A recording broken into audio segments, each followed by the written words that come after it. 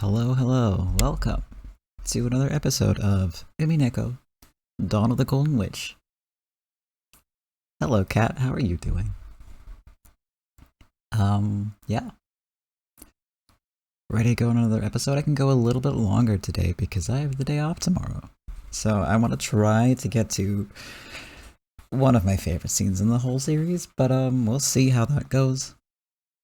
Because I also have to do a lot of talking today, relatively speaking. Including raising my voice, which I am physically incapable of, as you all know. So, well, I'm gonna do my best.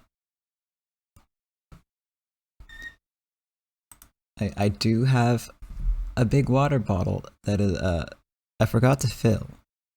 So it's, about a quarter full. But I also have a mug of tea, so I'll just take a little break at some point and get some more water. Should be just fine. Alright. I'm gonna start us off with our usual content warning. Content warning for Erica, who is a terrible character. Terrible person, but a great character. But also, she does terrible things and she makes some very unfortunate comments. And, yeah, beware of that. Character deaths. Detailed descriptions of gore and body horror. Child abuse, discussion and mentions of suicide and misogyny. So if you're, uncomfortable with any of those subjects or want to avoid them for any kind of reason, look after yourself first and foremost. And I hope you have a good time doing anything that is watching this stream because, you're not gonna have a good time with that.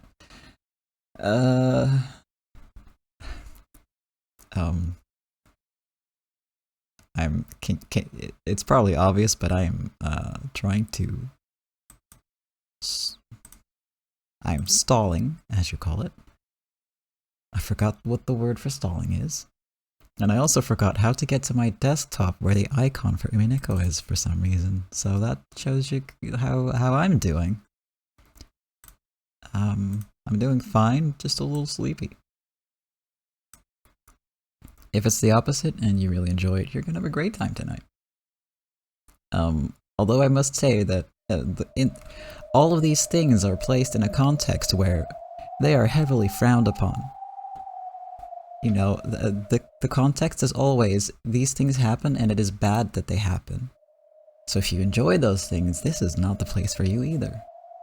If you enjoy reading about these things and having like the cathartic sort of side of, yeah, it happens, but it's bad and there are logical outcomes, people get punished for their crimes, etc.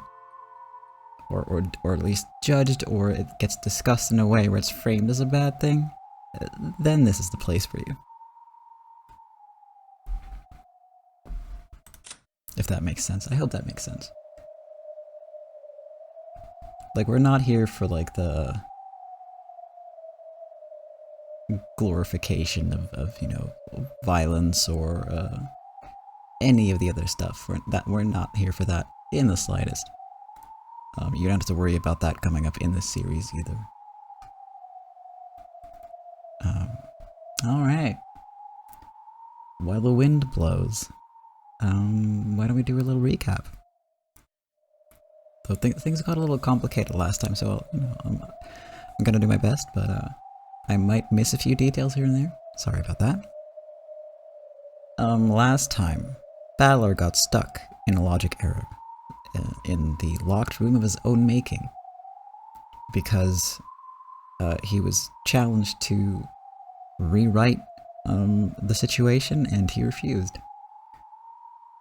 He refused to backtrack and change the plot of the story that he's been weaving, and that got him trapped.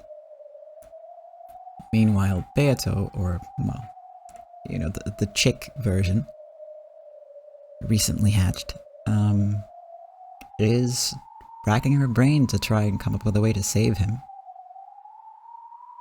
Their friends are also trying to come up with ways to save them, trying to reason out a way for Battler to have gotten out of the room that he is now trapped in. To no avail so far.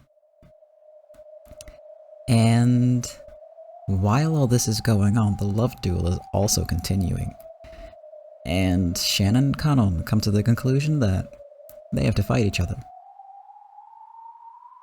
To the death. Because there's only really room for one of them.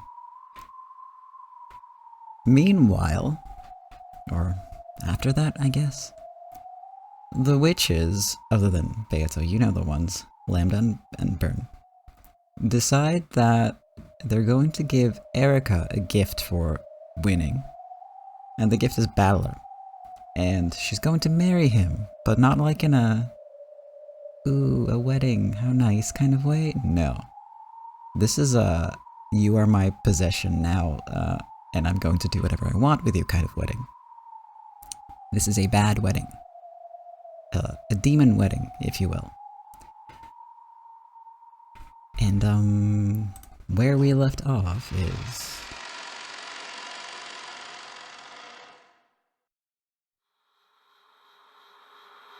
with some great music.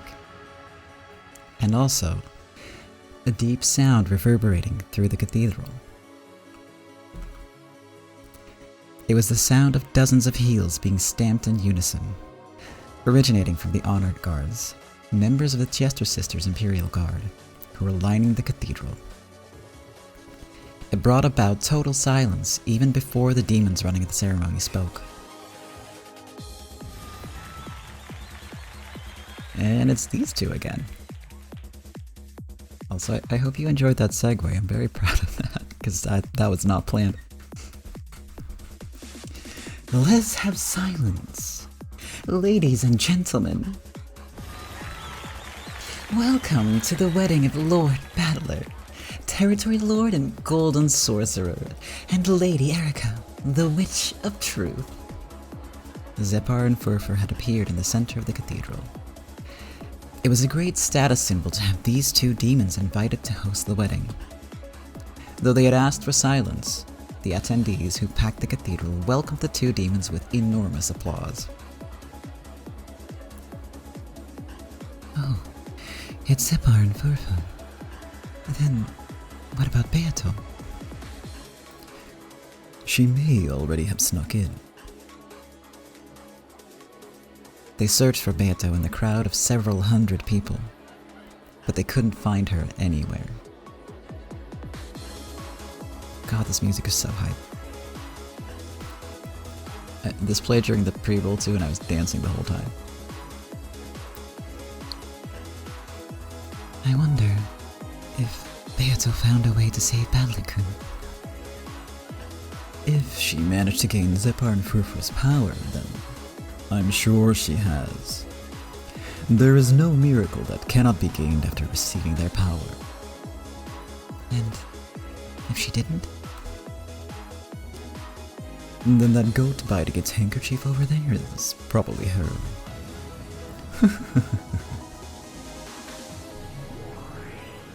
Damn it, Oliver. Stone cold. I'm sure he doesn't mean it. And now, let us welcome the bride and groom. Please give them a grand welcome to celebrate this new chapter in their lives. Come out, bride and groom. Walk the path of the shackles called marriage, which will bind you until the grave. The big doors in the back of the cathedral slowly opened.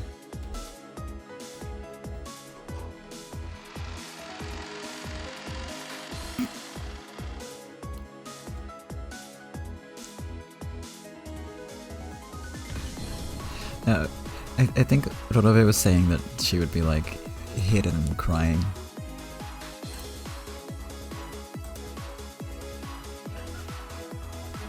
Or did I misread your comment?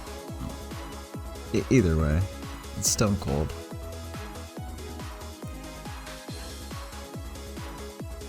And then, the Territory Lord and his beautiful bride came into view.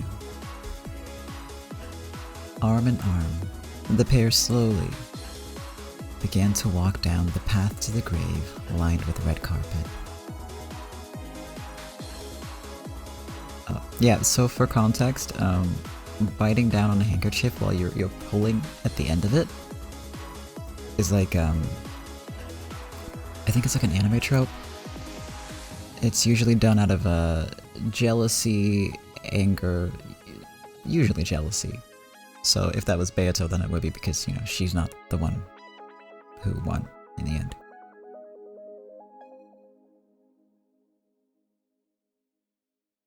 So there's a little weeb lore for you.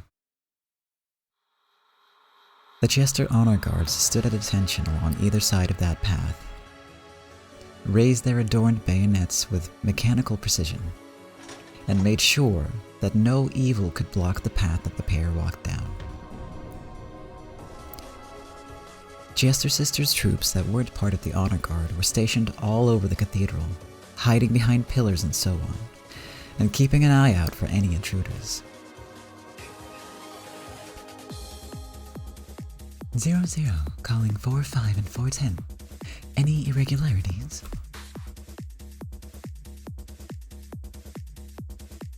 Ceiling snipers, no irregularities, yeah. 410 and 45. I forgot how to pronounce that number. Don't ask me why, I have no answers for you. Could be seen on top of the massive chandelier hanging from the cathedral ceiling. Several other sniper pairs could be seen stationed on top of the other chandeliers. This seemingly festive cathedral was actually being heavily guarded in places that the attendees wouldn't notice. Oh no, Weeb Overlord. Oh no. Hold on, I forgot which one's 410 and 45. Okay, 410 is Nye. Currently, we are targeting 36 attendees suspected of being Lady Beatrice, as well as 131 who are located in positions suitable for a surprise attack. Surveillance in progress. Don't let your guard down. Lady Beatrice is certain to stage an attack on the wedding.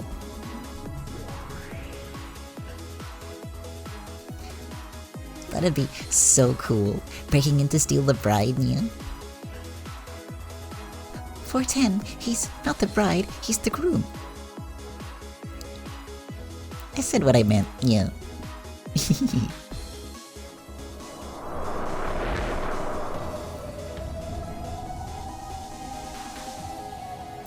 The Jester sniper teams on the chandeliers were using extremely highly capable surveillance agents to track the movements of the several hundred attendees. If any one of them made any suspicious movements, the Jesters would immediately be given permission to fire. The one on that chandelier is Chester 127. That overworking monster sniper could pulverize a human target from 2 kilometers away. The one on the chandelier across from that is Chester 20. Her firing rate is 6,000 shots per minute. However, she's using a portable magazine this time, so she'll use up her shots in about 2 seconds. That lazy bum can barely do her job for just 2 seconds, yeah. Oh, this is 410 talking. I did not realize that. Slowly, and making a show of it, the two walked down the red carpeted path. Balor's eyes were blank. If you looked closely, you could tell that Erica was dragging him by the arm she held. In other words, they weren't walking together. This was a ceremony for Erica to show off to everyone that this man belonged to her. Behind the bride and groom walked the 7 Sisters of Purgatory, who held long ceremonial staffs in the shape of the one-winged eagle. That moron Balor, what's he lazing about for? This is why people call him incompetent. I can understand Beatrice Sama's pain better than anyone else. It's all because that stupid battler caused a logic error. Stupid, stupid, stupid. Beatrice-sama will not fall to sloth and let this wedding go on. Of course. Beatrice-sama is greedy. She won't let someone else take away her favorite toy.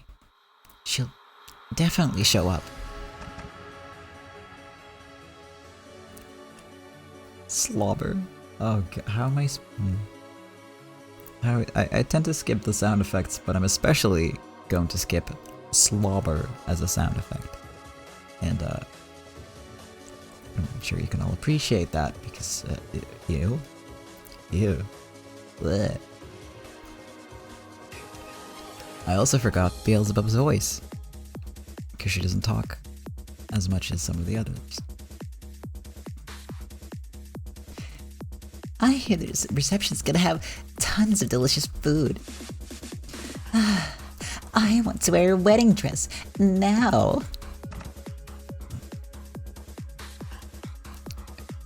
I'm sure they didn't sound like that in the past, but that's what they sound like now.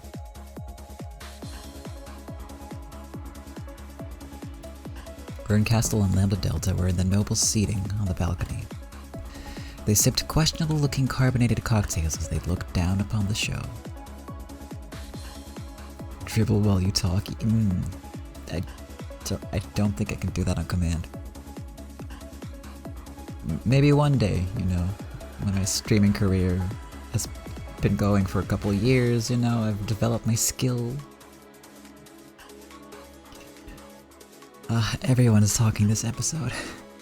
We've only just begun, too. What a splendid wedding dress. This sort of thing's not bad. This is just the opening performance. That's pretty cruel. What event are you expecting to be the headliner? Bird, you don't really believe Beato will come, do you? You know as well as I do that Balor's locked room is perfect. There's no way that Beato can win. Right? You must have heard too. There's a chance that the windowsill in the next room over has been torn. It seems that Delanor has managed to seal that off for now, but she just denied the concept instead of sealing the actual window. It'll fly out the window again. This one-winged eagle. Artificial saliva. Is that like artificial tears? Want to make a bet? On whether Beato will come. I bet she comes. With certainty. I bet she comes miraculously. This isn't going to work. The Witch of Certainty and the Witch of Miracles were both sure that Beato would come. However, they were very interested in exactly how she would break the locked room and take Balor back. You had a look behind the scenes, so you already know, don't you? The trick. More or less. But Erica's done a hell of a job, so now even I'm stumped. Liar. Oh? I'm sure you found the answer already. There is one, isn't there? A trick that can save Battler. There is. But it's tough. And if that move is used, part of Beato's heart will be exposed. Isn't that right? Oh, so you do know. Hey, wanna change our bet? To what? To whether Beato or Erica wins. Sure, if you're willing to bet on Erica. You're on. Oh? You're betting on Erica. What makes you think you can win? If this trick is a part of Beato's heart, then Battler, the Game Master, will hesitate to expose it. And so, they cannot win. It will probably be a draw. I'm sure they'll confuse matters and run away. Valor's sworn to lay Beato to rest. Burn, you're being too naive. The bet was made, based on the assumption of that certain miracle, that Beato would come.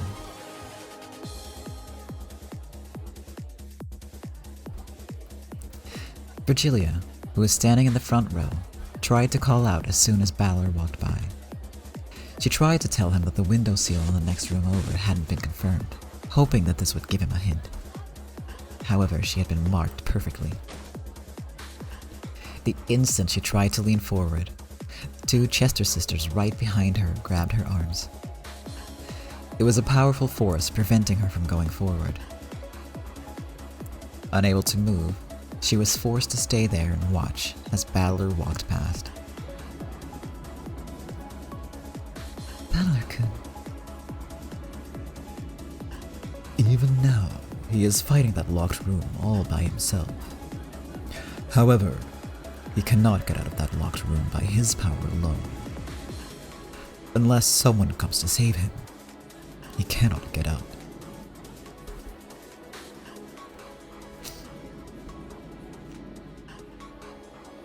Unless that child comes to save him, Balor-kun will be trapped. If there is a key to that locked room, I am certain Milady will find it. Milady, I am sure you've gone through many trials in your life, but please, this is one trial that you must overcome. I am certain that you can do it. I do not doubt that in the slightest.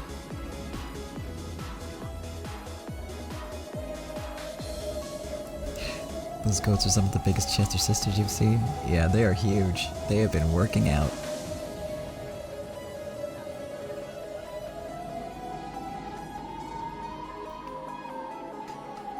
The bride and groom slowly processed down the path to the grave and reached the altar. Though walking slowly was ceremonious and proper etiquette, it was also tiring. Erica glanced over at Balor. Of course, his eyes were blank. His heart was still inside that locked room. Once more, the sound of the Chester Honor Guard stamping their heels rang out loudly. Silence returned to the cathedral. Now the wedding ceremony would finally begin. People live for the sake of love. Therefore, today you have fulfilled the purpose of your lives. Oh, how great is the power to live, the power of love. I pray that the brightness of this day blesses these two for all time. Come now, you who love one another, make the oath of love. In the place of the husband who cannot speak, let the wife deliver the vows on behalf of both. Well, that guess sounds kinda sus. Balor swears to Erica, and Erica swears to Balor, to support each other, both in sickness and in health.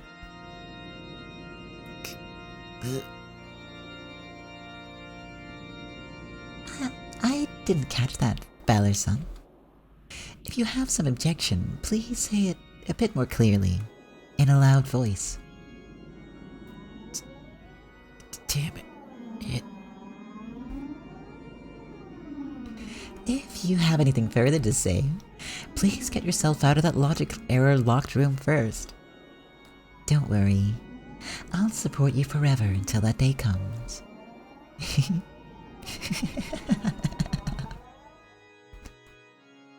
You have heard the couple's oath of love. Oh, let this oath be eternal.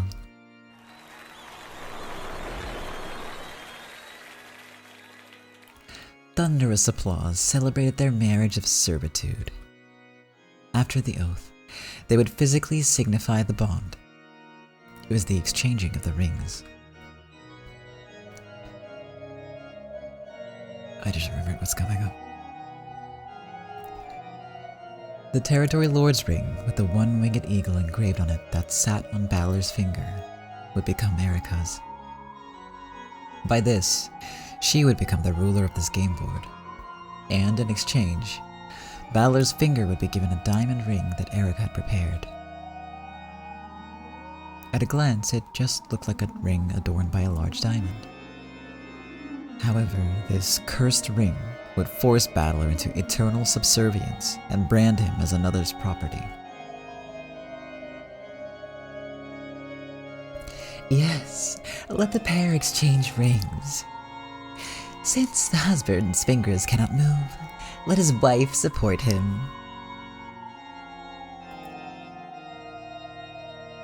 Oh no. Oh no, there's a CG for it. Erika respectfully took Balor's left hand, then slowly pulled off the Territory Lord's ring that had sat on his ring finger. That was the ring that Beato had entrusted him with. Erika stole it away. This is the ring that woman left to you, right? How does it feel to have it stolen away by a woman like me?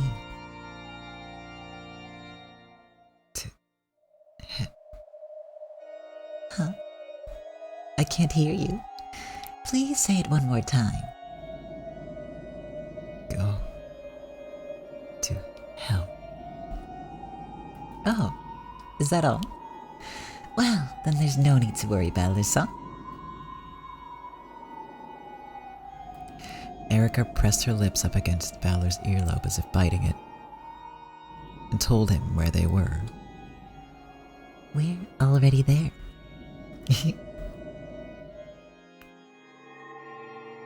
Then, slowly, she took Beato's ring, which she had stolen from Balor, and slipped it onto her own left hand. And now, the bride may put her ring on the groom. This one's pretty incredible. It's the shackle that'll hold him in place for all time. Yes, it's custom made. Even Balor's blank eyes could see the diamond ring Erika held. It was like Erika herself. On the outside it shone beautifully, and possessed an absolute hardness that would bend to no one's will. And on the inside, to symbolize never letting go of the prey it had latched onto, it had 8 sharp thorns pointing inwards. If they had been growing out of the other side, it would have looked like the collar of the hellhound. However, who ever heard of putting those on the inside?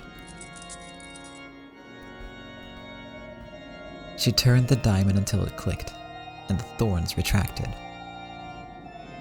In other words, if she twisted it after putting the ring on his finger, the inward-facing thorns would bite down, never releasing until the end of time. Then even his soul would be trapped, and his body, mind, and soul would be forced to serve Erika for all eternity. Are you kidding me? Who the hell would wear a ring like that? He couldn't even finish speaking that simple phrase.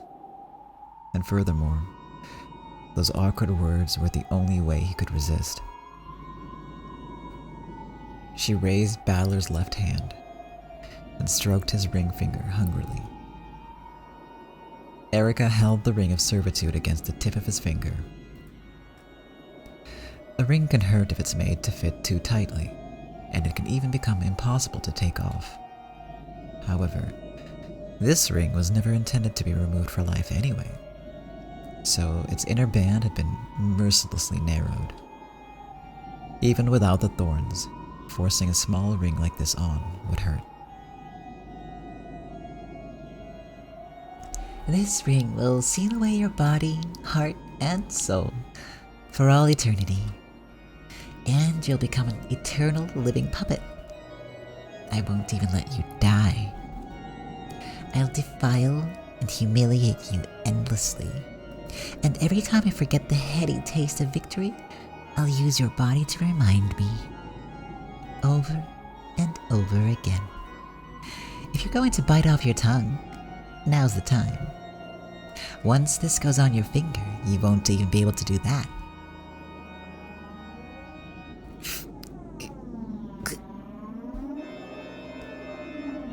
Balor didn't even possess the strength to bite his tongue. And even if he had possessed it, he didn't want to give up before finding a way to escape the locked room. So he could never bring himself to commit suicide. However, once this ring was forced upon him, he would never be able to even think about escaping from the room, much less kill himself.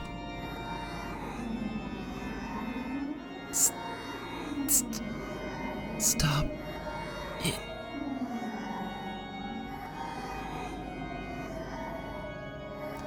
No. Here we go. The fingers going in now.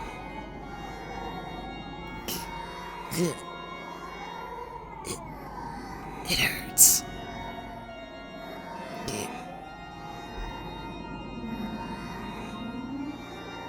It wasn't just the pain of having his finger forced through the tight ring.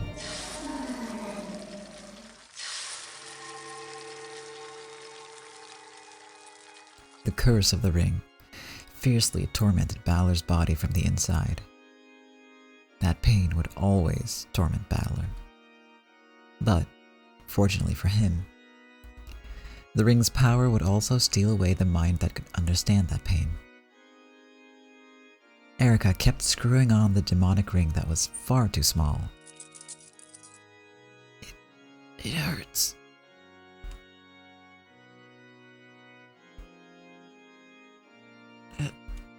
It's impossible. There's no way it'll fit. Don't worry. It will fit. No problem. With an obscene laugh, Erica let a silver thread drip from her mouth and wet his finger and the ring. Just relax. I'll stick it in all at once. Please don't waste your energy resisting. It'll hurt less if you don't resist, okay? Look, now it's sliding right on. No.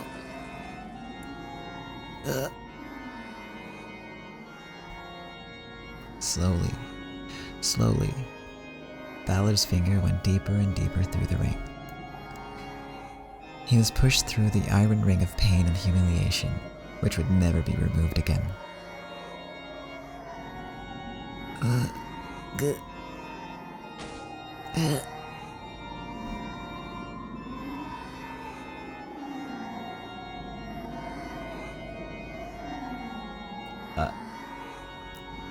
Look, see? It's in all the way to the base. It hurts. Take it off. The demonic ring squeezed his finger so tightly that it seemed the finger would snap off along with the bone. Could Balor's hazy expression of anguish really communicate how unbearable this sickening pain was? Okay. Now that it's on all the way, let's add the final touch, okay? Now, you'll be mine. Forever. Erica touched the ring's diamond knob. If she twisted it, the thorns would bite in and never let go again. No. Stop it. Sure. Just say, "Spare me, Erika-sama," and I'll stop. Really? Spare me, Erika-sama, please. I swear to spend the rest of my life as your dog, with the collar around my neck, so at least spare me that ring. If you can say that, I won't make you wear the ring.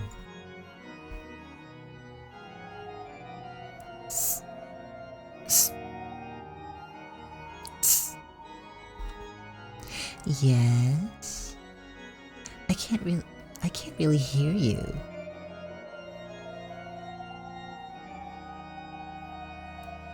Screw you. I'll never forgive you. For making you suffer like this? No. For defiling Beato's ring. I will never forgive you. Though Balor's eyes had supposedly been forced into a clouded state, they looked strong for just an instant. However, it really was only for an instant. Balor had used up the last of his fleeting resistance just to say those words.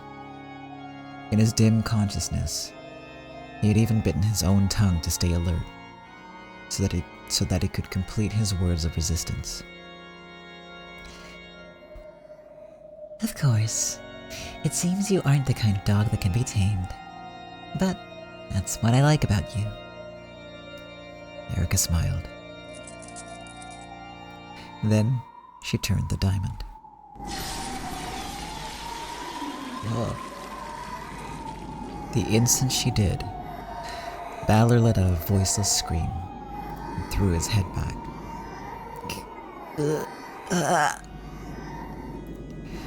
His howl had no voice and could be heard by no one. However, it still rang out throughout the cathedral.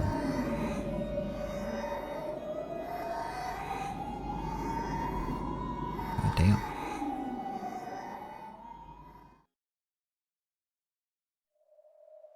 Yeah, so now you understand why Erica gets her own content warning.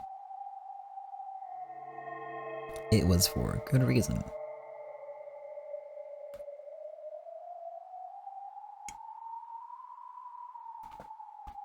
I'm just finishing my tea real quick. You know, as you do.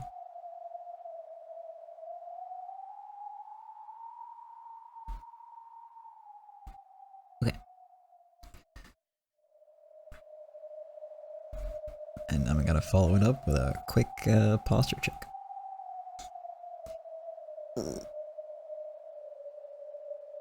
Erica does need a hobby, because the one that she picked, it's girl, calm down. It's too much. Find some variety in your life, you know. She has issues. A lot of them. A lot of them. A lot of them. So many. Anyway. A desolate wind blew through the golden rose garden. Shannon and Kanon had already finished walking 19 steps, and their backs still faced each other. At the signal of the demons responsible for this trial, they would both turn and settle this. Each of them held one of the dueling pistols that the demons had prepared. The bullets promised certain death, no matter where on the body they hit. This duel would not end until one of them died.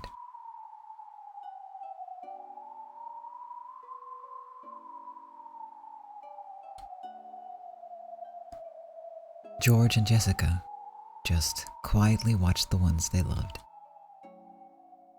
They had already entrusted all of their thoughts to them and their fates. Just watching over their partners was now the only way they could show their trust. Ooh, new CG. Holy shit.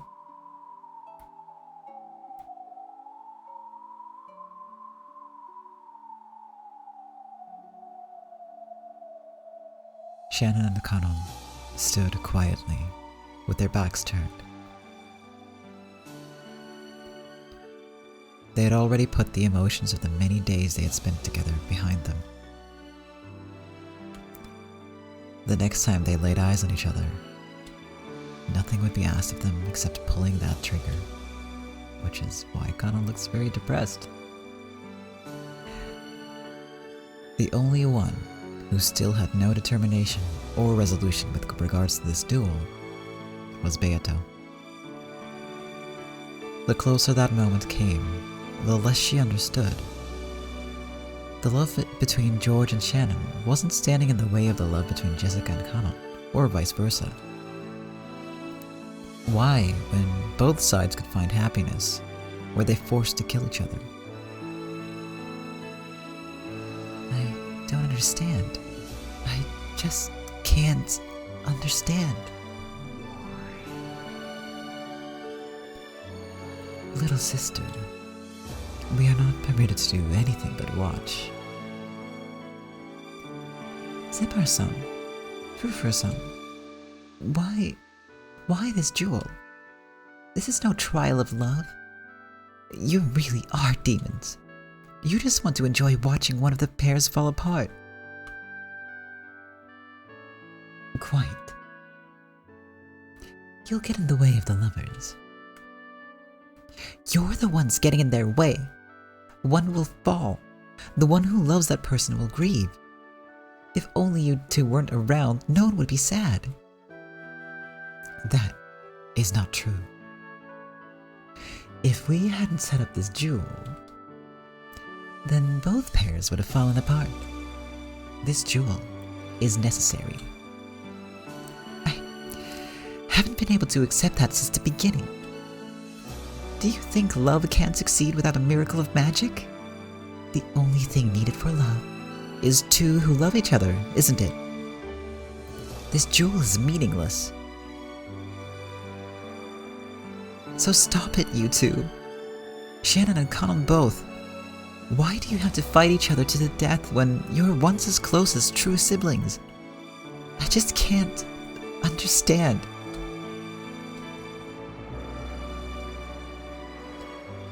Everyone should have been able to hear Beato's yell. However, no one's expression changed. That's right. I'm impressed that you noticed. That is the truth of love. What is? Love needs nothing more than two people who love one another. Therefore, when there are not two people, we must use a duel to make that number become two. I could understand it if it were a duel between two people fighting over one woman. If it were a duel to reduce the awkward shape of a love triangle down to a pair. A triangle. But they are two and two. The world formed by each pair is complete, isn't it?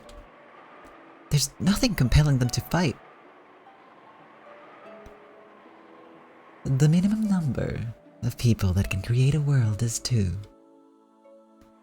Only when two people are together can a world be born and love fulfilled. That is why this duel is necessary. So that they can reach that number of people. Are you saying that furniture is less than human and doesn't count as a whole person? Correct. Furniture is less than human. So, furniture and human cannot add up to two. That's insane. If two people love each other, their circumstances don't matter. Oh, yes they do.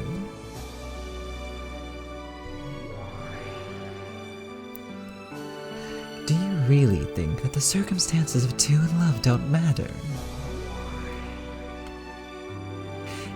Is it permissible to fall in love with a man who has a wife? Is it permissible to fall in love with a woman who has a husband?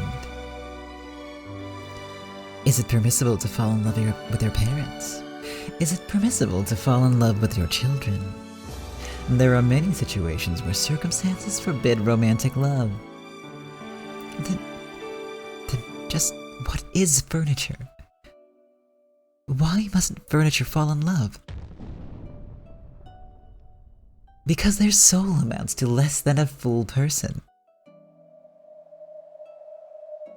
Shannon, Kanon, and the piece that you are as well. All of you are furniture, subhuman beings who do not possess a full person's soul. There's only one thing necessary to love a human. That is the possession of a full person's soul. That is why a pair in love can create a world. For example, do you think a man with a wife has the right to love another woman? Of course not. If he loved two women, neither would get a full person's worth of love. A man such as that would not be qualified to love. See? There are plenty of people in plenty of circumstances who have no right to love another. As long as both people feel love, nothing else matters. That is a comforting lie of naive love. We cannot forgive humans who falsely pretend that they have the right to love. We cannot permit the love of subhuman beings, of those who do not make up the minimum number of people to create a world. That is the purpose of our trial. To allow sinful souls to regain the soul of a whole person and become capable of true love.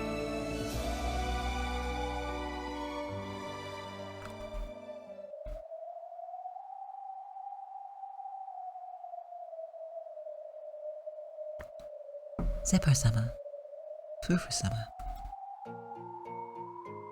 Our hearts are ready. Please, give the signal to start the duel.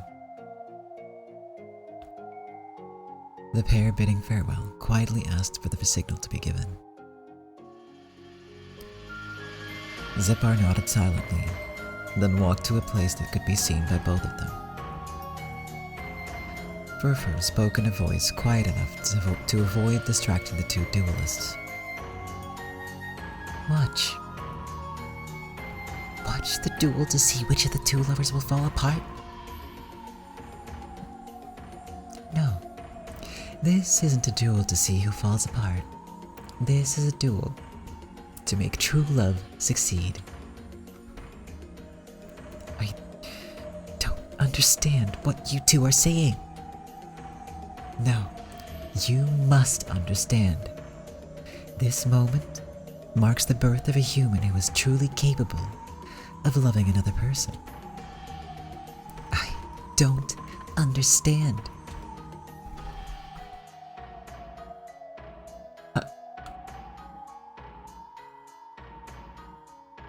Okay, I'm gonna keep reading, but Lulu, the wildest stuff just happened. I'll tell you later. I should have taken a screenshot of that. Sorry, but it should be fixed now. No matter which of them wins, please congratulate them. This is the moment when their days as furniture come to an end.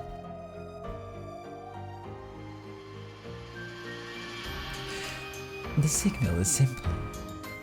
I will count to 3. When I reach 3, the duel will commence.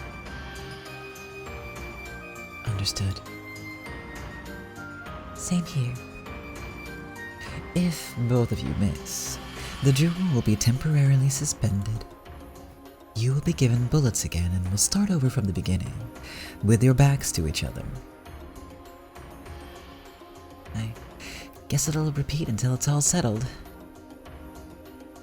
Zephyr, have you seen this sort of duel many times before? Of course. I've seen it many times. Usually, how many times do they need to face off before it's over? In almost all cases, it is decided in the first round. Everyone must be really good shots. That's not it. If one side misses, the other can corner them at their leisure and shoot. Miss with that first bullet, and there's almost no chance of winning. However, if you take too long, you'll lose before you can even pull the trigger. If you're going to lose anyway, you'd at least want to have pulled the trigger first. That is a good mindset, you two. Now, here we go.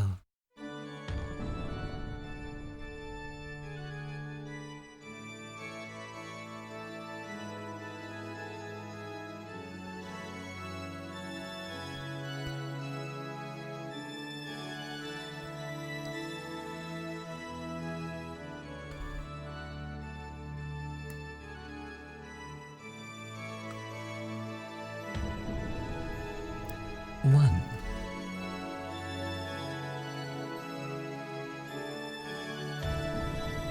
Two.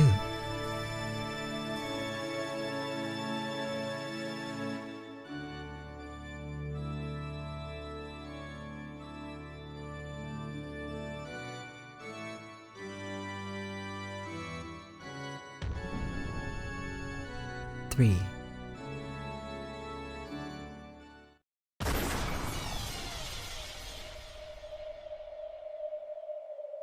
In the Golden Rose Garden, when the number 3 was yelled, the sound of gunfire rang out once. Even the people watching couldn't tell whether that was a single gun firing or the sound of both going off at the same time.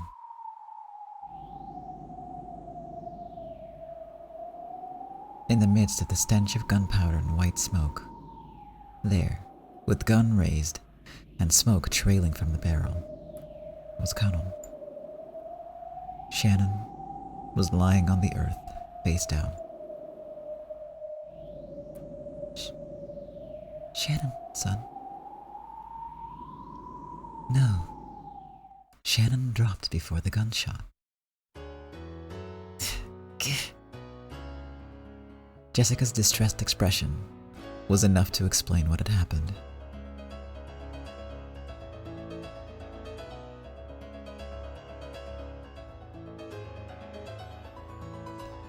Slowly, Shannon stood up. There was no bullet wound anywhere on her body. At the time of the signal, Shannon had thrown herself to the ground, dodging the bullet. It had been a gamble. If Canon had turned around and taken the time to aim carefully before shooting, then he would have shot her as she lay there.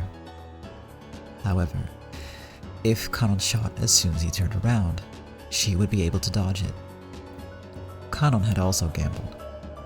He did not underestimate Shannon's skill with a firearm.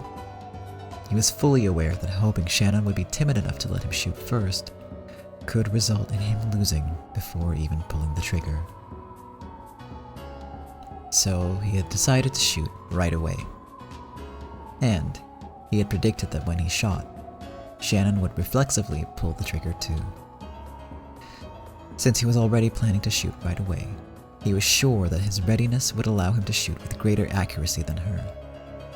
If Canon had cautiously turned around, and Shannon had shot instantly with the strength of her will, then Canon wouldn't even have been able to pull the trigger. So it wasn't that Canon had acted hastily. The two had simply given it their all, left their fates to the heavens, and reached this result.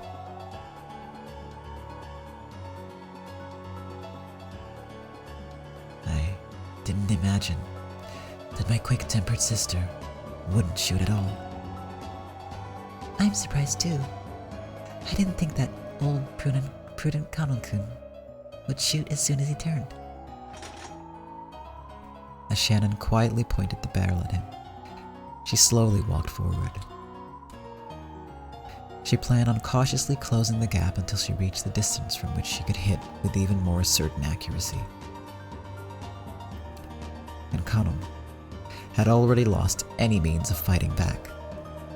He could only try to dodge Shannon's bullet and place his bet on the second round. They both had that same view of the situation, which meant one could be taken by surprise. This isn't over yet.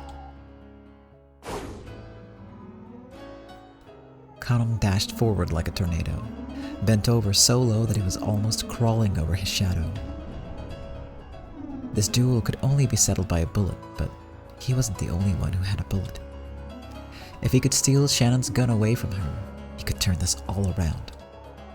And if Shannon could calmly shoot through Kanon, it would all be over. The odds that Shannon would miss, or that he would get close enough, that he could get close enough to her before she fired. Kanon bet all the chips he had on these. Shannon could draw Kanon in until the last second, then shoot him from a closer distance. She could also pull the trigger just before he reached her. They would start over from the beginning, even if she missed. Shannon kept her gun pointing at Kanon's forehead as she compared these options until the final moment. She led her shot, calculating the distance he had already moved and the time it would take to pull the trigger. Lady Luck smiled, impartially.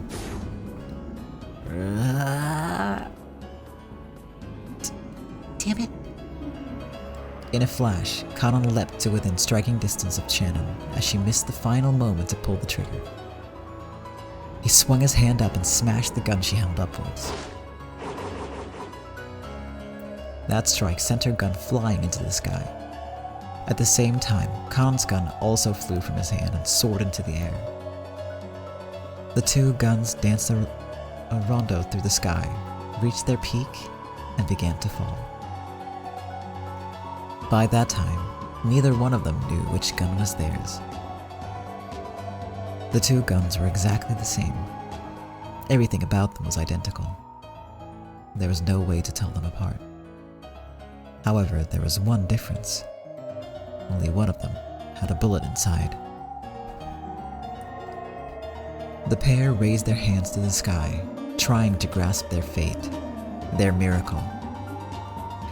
It was as though they were trying to grasp the wings of a descending angel of miracles.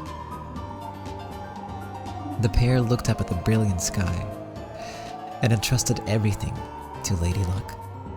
Then, they each grabbed one of the guns out of the air, and after dancing a momentary rondo, their arms crossed each other.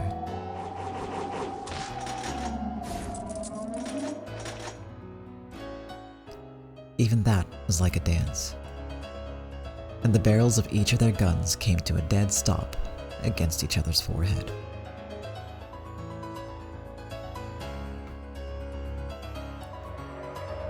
Even they could not know which gun held the bullet. When they both pulled the triggers, one would die, and one would remain alive. The match would end. George and Jessica had no way of knowing how it would turn out until that moment came. However, was it really impossible for the two holding the guns to know? To know? Question mark. The barrel of Kanon's gun, which had already been fired, must have been warm. And the barrel of the other gun, which Shannon hadn't fired, should have been ice cold. So perhaps the pair of them did realize which gun was which. And yet, both expressions were as solemn as could be, showing that they would hold total belief and zero doubt in their own fates until the moment the trigger was pulled.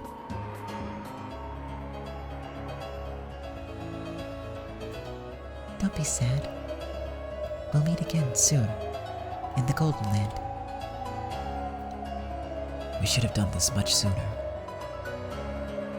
And that way, we wouldn't have to see each other again. It's alright. Considering what day this is, even this duel is just a farce. You're right. If we're just going to revive in the Golden Land anyway, it really is just a farce. Then, I'll see you later. Yeah, you too. So long.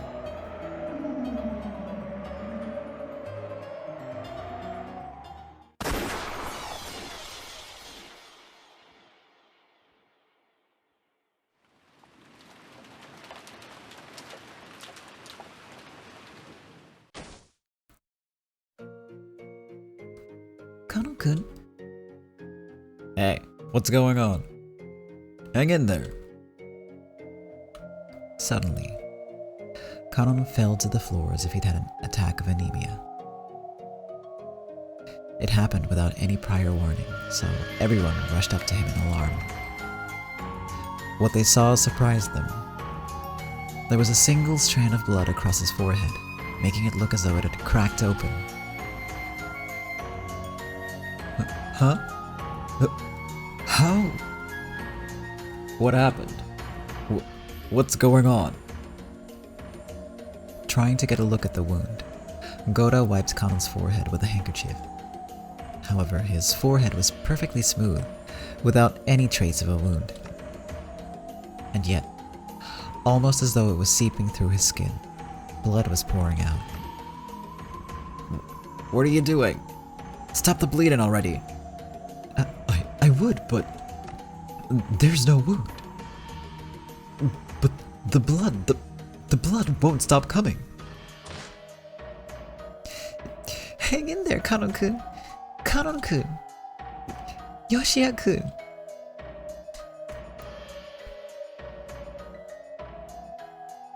Kanon's face was pale, and though his eyes were open, they had lost the light of the living.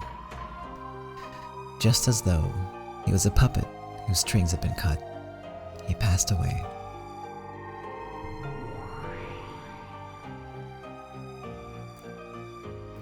Yoshiya-kun. Yoshiya-kun.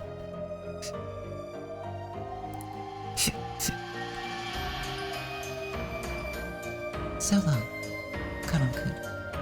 And thank you. Jessica dashed up to Kanon's corpse, held it, pressed her forehead against his, and as her own forehead grew wet with Kanon's still warm blood, she wailed. Shannon. George-san, I won. And now, I have the right to love you. At last. Shannon leaned against George's chest, as though the strings holding her up had been cut. George held her in silence. Yoshiya-kun. Yoshiya-kun.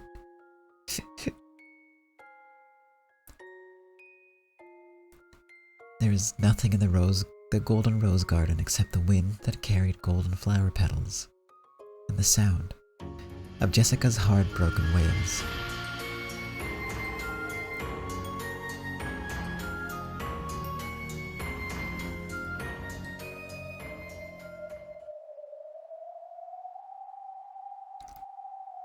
Is your trial for us finished now? It is. Congratulations. You two were the ones who remained.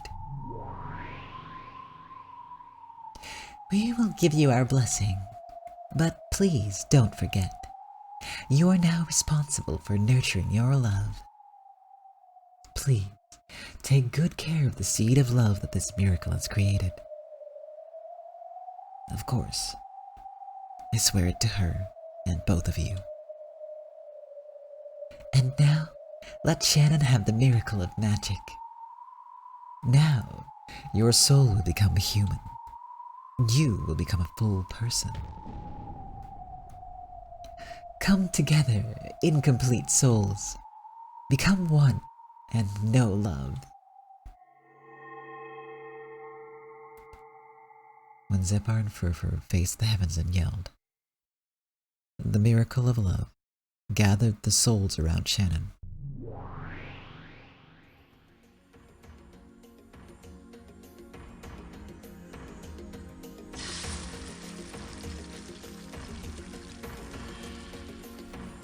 They came from the losers of the trial, from Kanon, who had been defeated, and from Beato, who had dropped out. Slowly, the bodies of the two began to break down into flecks of gold dust.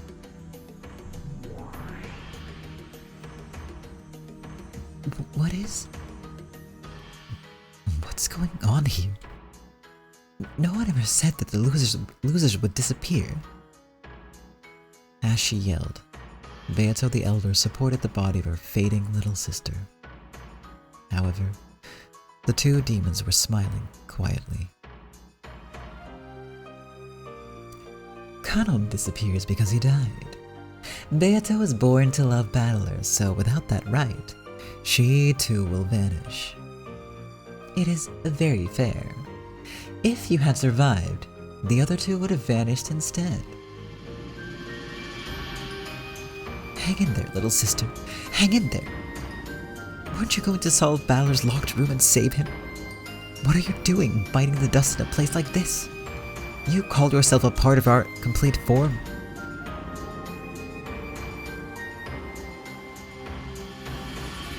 Why was I born for the sole purpose of a living battler's son? Why do I like him? The truth is, I don't know why I fell in love with him. What? You want to talk about that now?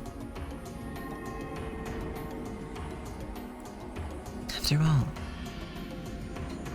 when I was born, I was told to love Balor-san and be loved by him. That was the purpose of my birth. So, I don't really know why I like him. People don't need a reason to fall in love. Don't disappear. If you disappear, who will save Balor? Little sister, Beato, Beatrice.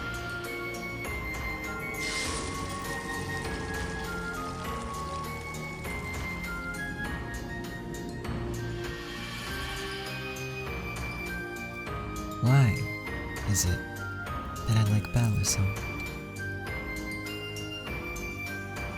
Mother.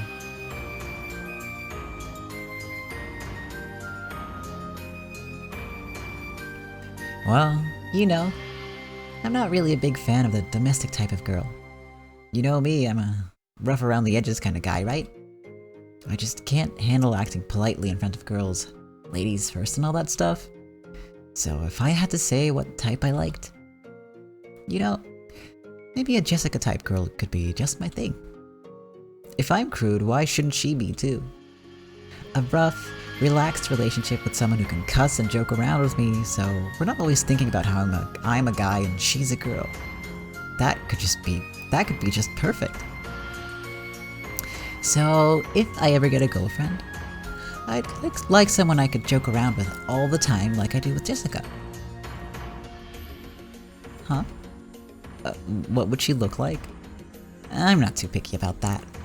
But if she did happen to be one of those blue-eyed blondes with big boobs you see in Western films, that'd be awesome. I'd love to rub those boobs. Oh, Battler.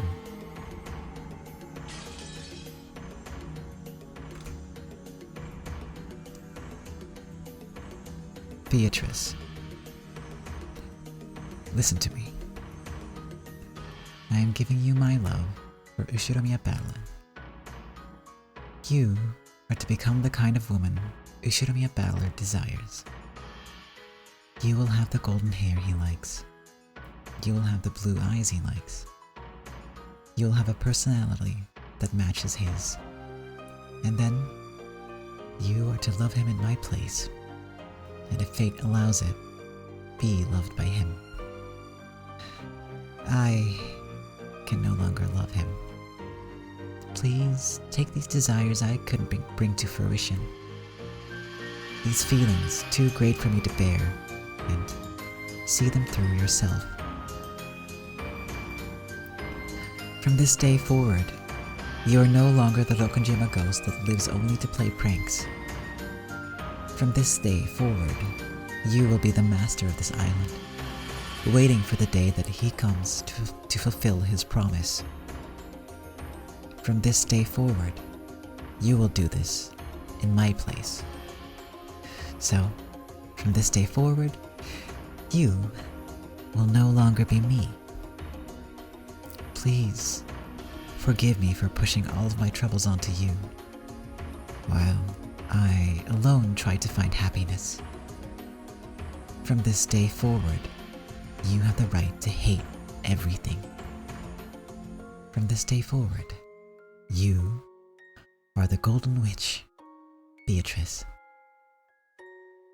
And one day, you will destroy everything, revive everything, and bring blessings to all lovers. When that day comes, I pray that you and I will both have found happiness. From this day forward, you will no longer be me. From this day forward, I will no longer be you. The two of us will split a single soul and share it. And though, of course, that won't amount to a complete soul, I'm sure our dreams will be more numerous than most. Let us be blessed. My darling Beatrice. No one else can see your form, but I can.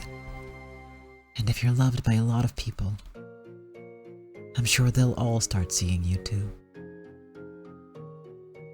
We can all see if we have love.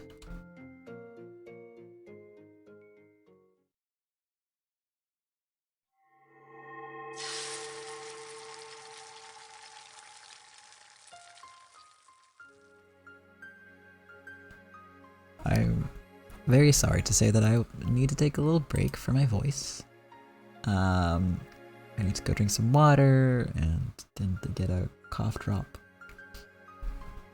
Blow my nose apparently. Yeah. I'll get it all sorted out. Thank you for your save reminder also. So Lulu, what happened earlier was fucking weird because all you said was lurking uwu, and then Automod marked uwu as not okay. Apparently, uwu is swearing. You heard it here first, kids. Twitch believes that the word uwu is swearing. And if you add... Okay, this is actually perfect because now I can take a screenshot. Because now that you said uwu dot, well, okay, there's no space there. You'd have to do it, I guess, separately? This is fucking wild. Well, I allowed it as a word now. You can officially use uwu without me being bothered by it. I had to okay it. That's just so fucking weird though. Maybe owo is a swear. Wait. Okay, hold on. I should be filling my break with more talking, but this is important.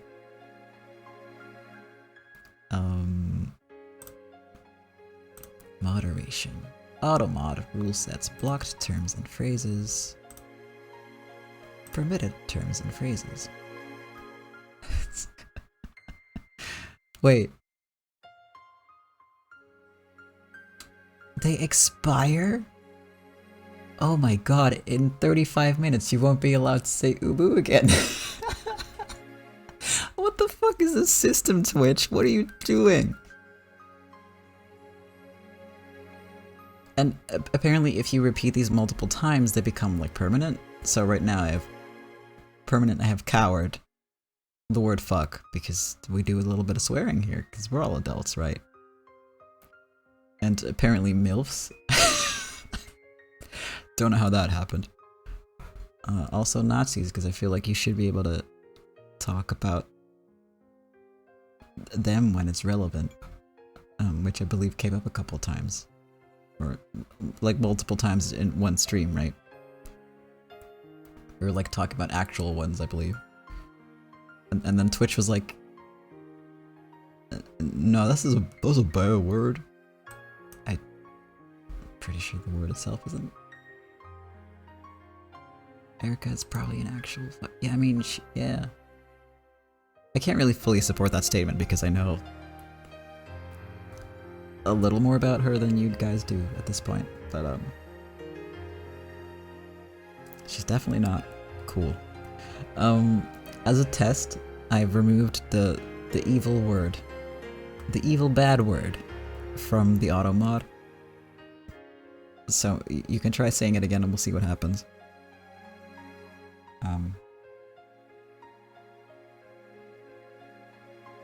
Yeah, I don't think it works if you put the caps in. Huh, interesting. I also forgot to take a screenshot of this being like in the permitted terms, but I could have just manually done that, right? Fuck. Alright. Still, bizarre. I'm going to tell all my friends about this happening, because this is the funniest thing this is so fucking funny.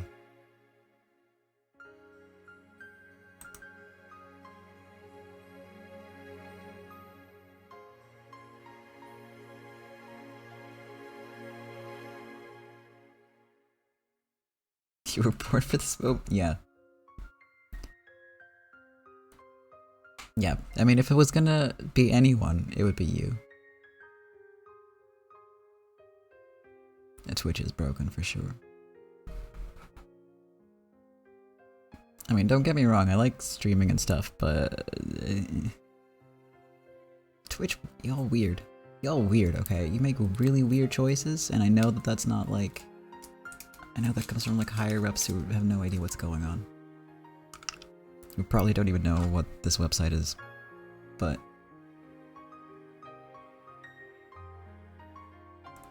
Yeah, it would be nice if they brought back desktop or... I don't know, there's so many things they could do. That would be good, but they won't. They won't. They won't. Oh well. I will go rest my voice now. Thank you. Okay. I'll take a quick break. I'll grab some water. And then we're gonna find out what the hell happened to Kanon. Be right back.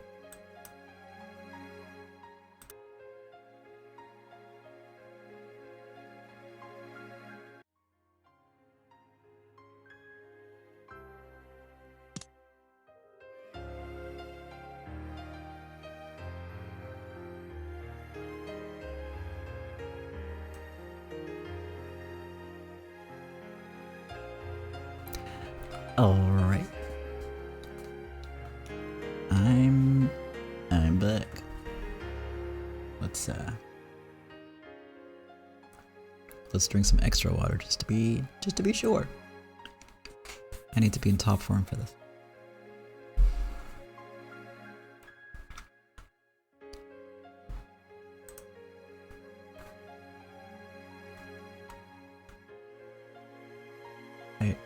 The Uwu song?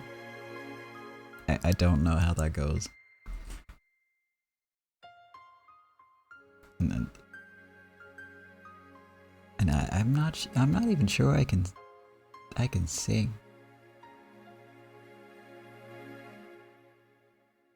I don't really sing in public, but maybe one day, you know, maybe one day. Not today though.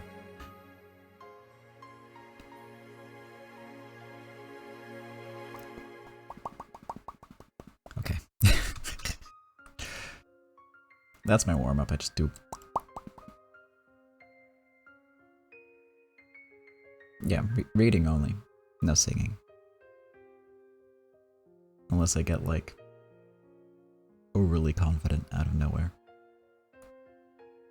But no, just an awkward bean for now. I'll take a look at it later.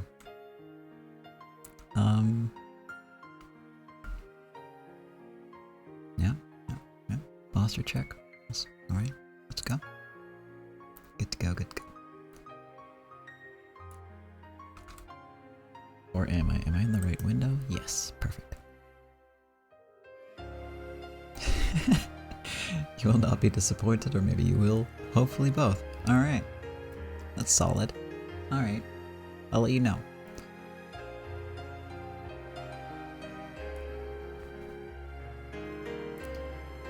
Yoshia-kun. Are we... dreaming? 。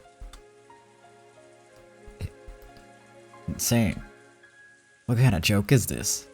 Well, Dr. Nanjo. I'll go call Dr. Nanjo.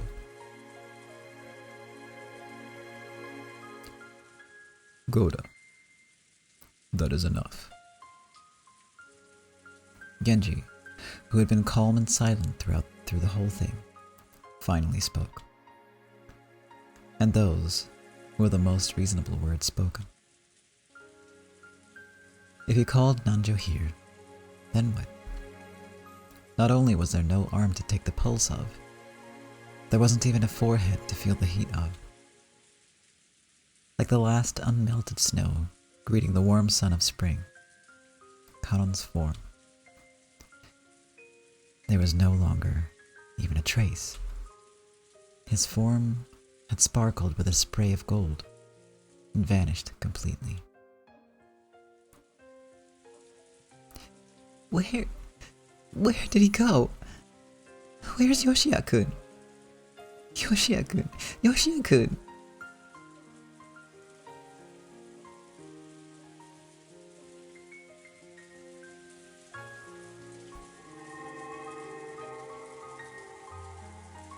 So long, milady.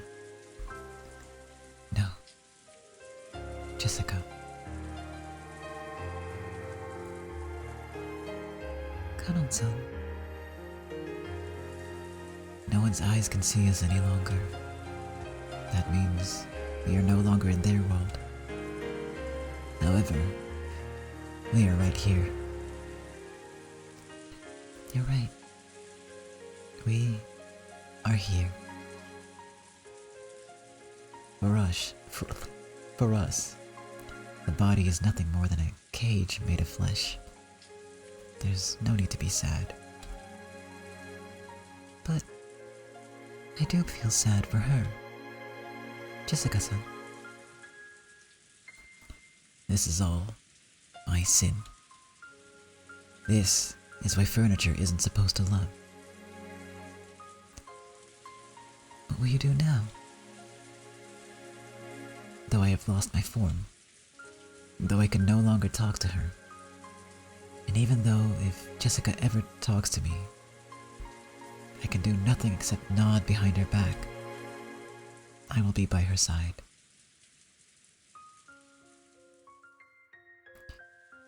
I think that's wonderful.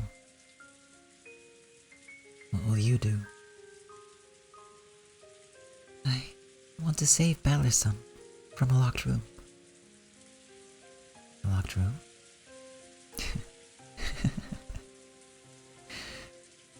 After looking a bit taken aback, Kanon laughed gently.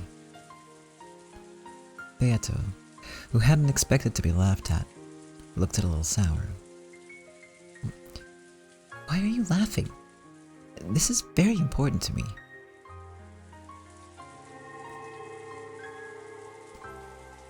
But it's a locked room. That's only a problem for humans who have bodies. Huh? We have already been released from our cage of flesh. How could a locked room hinder us? Are you sure about that? I mean, there's a chain lock and duct tape seals and red truth. I see. So you weren't from the world of pieces, but a being from a higher level world. That's probably why your limitations are different from ours. Well... Colin stretched. It looked as though he was about to head out somewhere. Kanon-san. Seeing as you're a fellow loser, okay, I'll go for you. I'll go to the guest room in the mansion, let Balor-sama out, set the chain behind me, and hide in the closet in his place. How about that? I'm glad for the sentiment, but even if you wanted to leave the cousin's room, Erika-san's seals will mean... Unlike the next room over, the cousin's room where Kanon was, had been guaranteed to be a complete locked room, even counting the windows.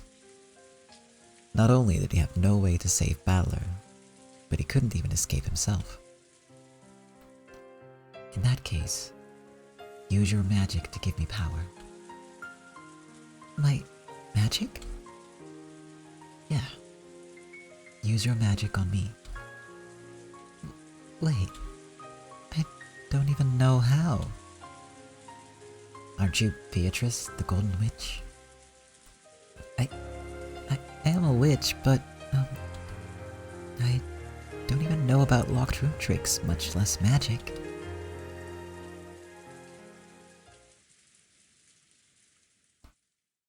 Good grief.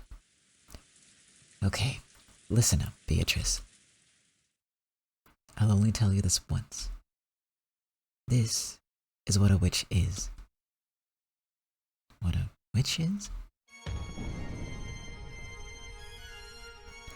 A witch is not the one who solves puzzles.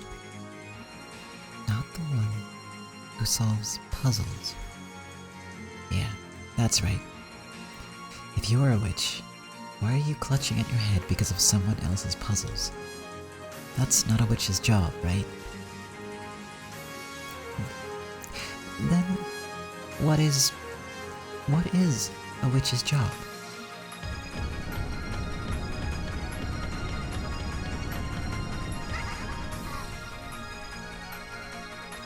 The Golden Witch I know used insane magic to create puzzles that baffled everyone and sneered at their confusion. Create a horrible riddle that no one can get, spin everyone around, and badmouth them.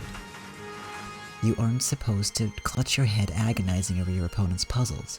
That's their job. Agonizing is my opponent's job. Don't worry about how to get Ushinomiya Battler out of the locked room.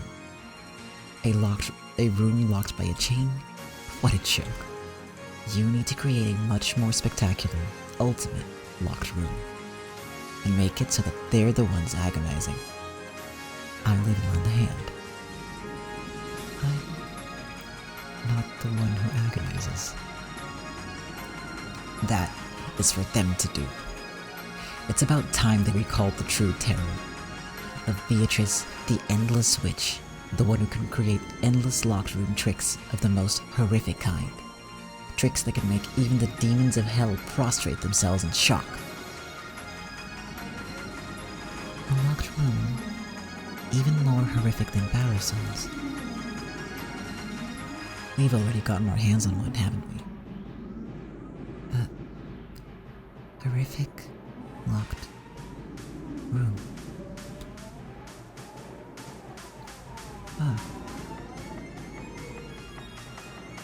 In the back of Beato's mind, images she remembered began to flit by, one after another.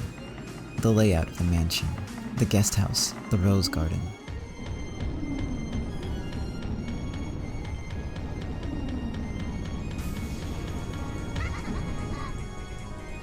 Trick, mistake, mislead, taunt, trap, laugh together. Do you know about this trick? It was in a book I read once. Beato's eyes opened wider and wider. Countless lights circled around her, swallowing her up. And one more thing. What? That's no way for the witch of locked rooms to talk. Then, you think I should Go for whatever.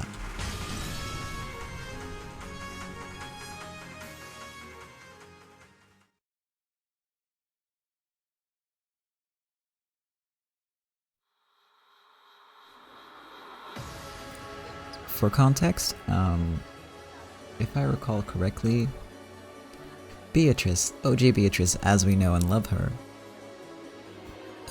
referred to herself as Warawa, which is an older term to it's like I, but in Japanese. And I think it's older and it's like more like ancient sounding and like formal sounding, and it's kind of like a big deal. Like referring to yourself as we in a sense, right? Like royal plural.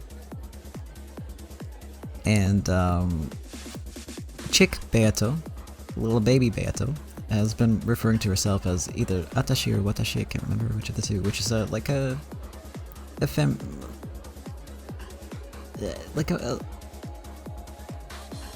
more modern, I think, if I recall correctly. I might be very wrong about this is more weeb shit, sorry. I'm not that big of a weeb. But it's like a modern day way to refer to yourself. And it can be gender neutral or feminine, depending on the person using it and their status when it comes to that. So basically it's like saying like, you're referring to yourself as like a normal person. Stop that. Yeah, I should have just fucking led with that. Like, that was the important part. It's like you were using like a way too casual word for yourself. That's not how a witch talks.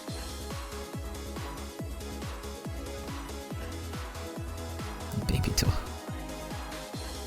That's a great name, holy shit, that's a good name though. Man. Could have been using that this whole time. Well, couldn't have because you came up with it, Lulu, but thank you for that. That's great. And I don't want to be like the weeb lord, trust me, I'm fine just being casually interested in anime and whatnot, and Japanese games and related shit. I will use it from now on, yes, absolutely. Alright. The marriage ceremony ended without any problems, and the reception was held inside the cathedral.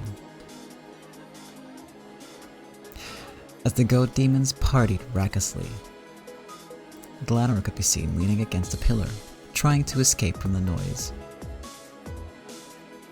The rich are going to pay to use it. Fair. Then, Gertrude appeared and whispered some kind of report to her. Is that true? For your attention, Assistant Inquisitor Cornelia is currently heading towards the scene. I suggest that Lady Erica be contacted as well. Understood. I will tell her. Gertrude, contact the head of Ceremony Security. Prepare for battle. As you wish.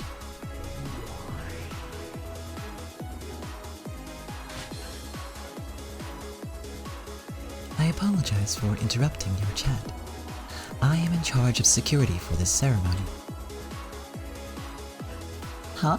For me? Oh, what's going on? I told you that you were going too far. Champagne Tower bowling was always a bad idea. Time for a scolding.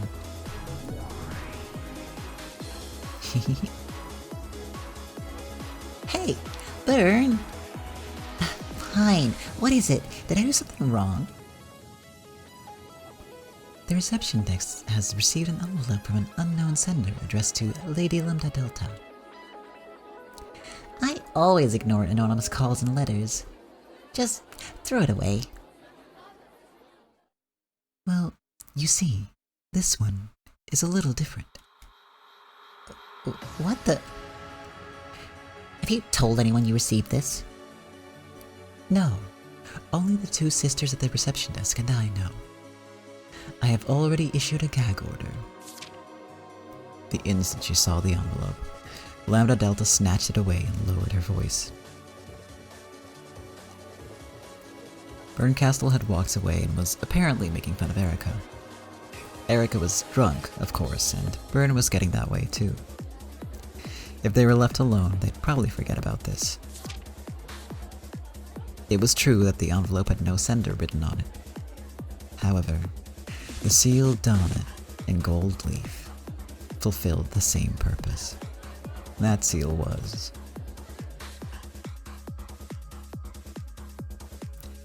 Lambda Delta hid behind a pillar, ripped the envelope open, took out the letter inside and read. Her eyes instantly started to glint, and she grinned like a kid who just gotten a naughty idea. Intonation.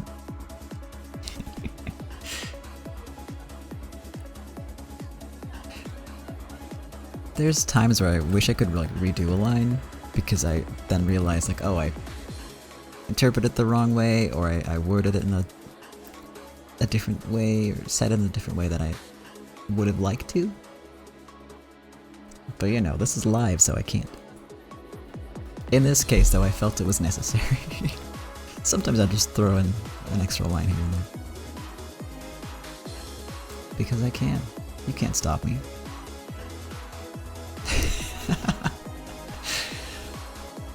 Alright, Lulu, I'll keep that in mind. What even is English, right? What is to be done? The sniper team is carrying red warheads.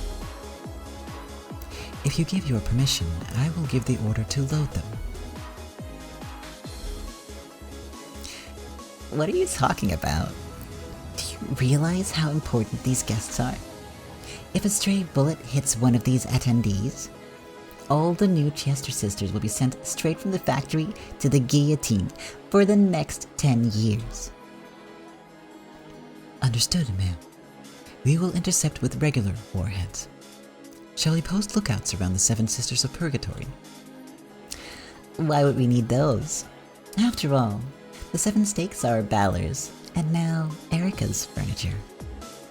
Why would we post lookouts around our allies? Just make sure security is nice and tight. Just now, we received a recommendation from Senior Assistant Inquisitor Gertrude suggesting that we make preparations for battle. Her reasons are unknown. From Gertrude? Then follow that recommendation. A party's more fun once you liven things up. Understood, ma'am. 00 calling Chester 17, Chester 38, Chester 45. Issuing Code R alert. Standby level 2. 17, copy. 38, copy. 45, understood. Would have been cooler if you just said copy, yeah. I panicked. Ah, right. 45. Come over here for a second. What is it? Hey, we're on duty. Stop. Don't play with my ears. Your ears. Better fold them down, yeah. What did you say? You're kidding, right? That's impossible. Cornelia is heading there now. The odds of Beatrice attacking are extremely high. I recommend suspending the reception and evacuating. What's going on, Erica? Something go wrong with the entertainment? No, my master. Please continue to enjoy the reception. Hey, someone? Let's get Lady Burncastle some more dried plum wine. The question had come too fast for Erica to hide her agitation. When Burncastle saw this, she knew that their final late guest would soon be arriving.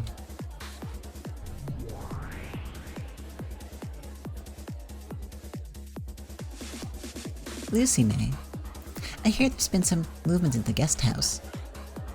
The guest house? Who cares about the game board now? Well, they're saying that Kanon-kun disappeared from the cousin's room. What? Are you a moron? The cousin's room is a perfect locked room, with the door and all the windows perfectly sealed. It's impossible for him to escape.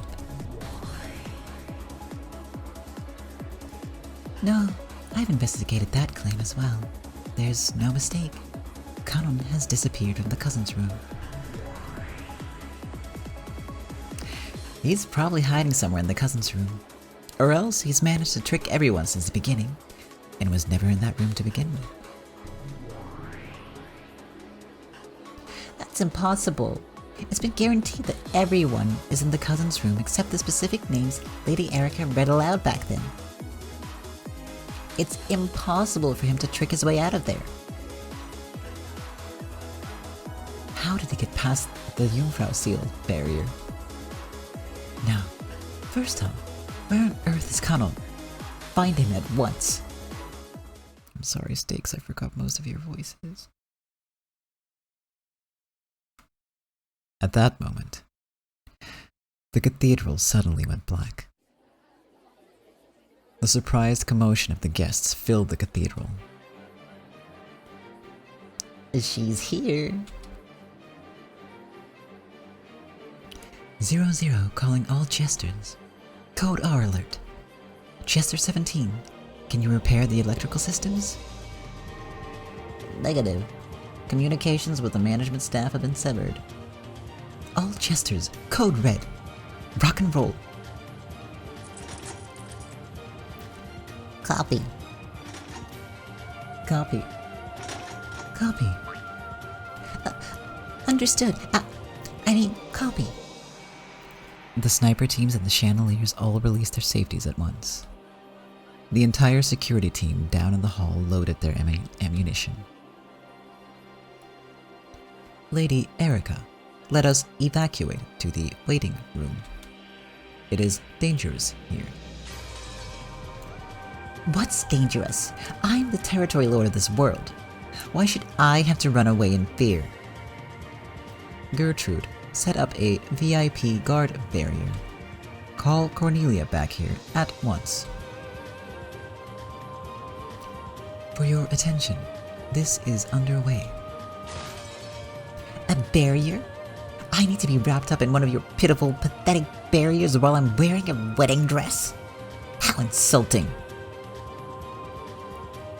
This disturbance made even Battler groan, as he sat in the next seat like a doll.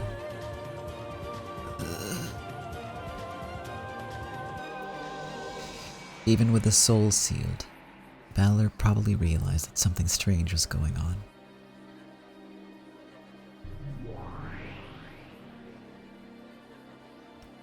She took her time, right, Lambda? Totally. She sure kept us waiting. What was that just now? A love letter from someone? A fan letter from the Lambda-chan fan club. Lambda Delta played dumb and munched some popcorn. Then, the lights finally turned on.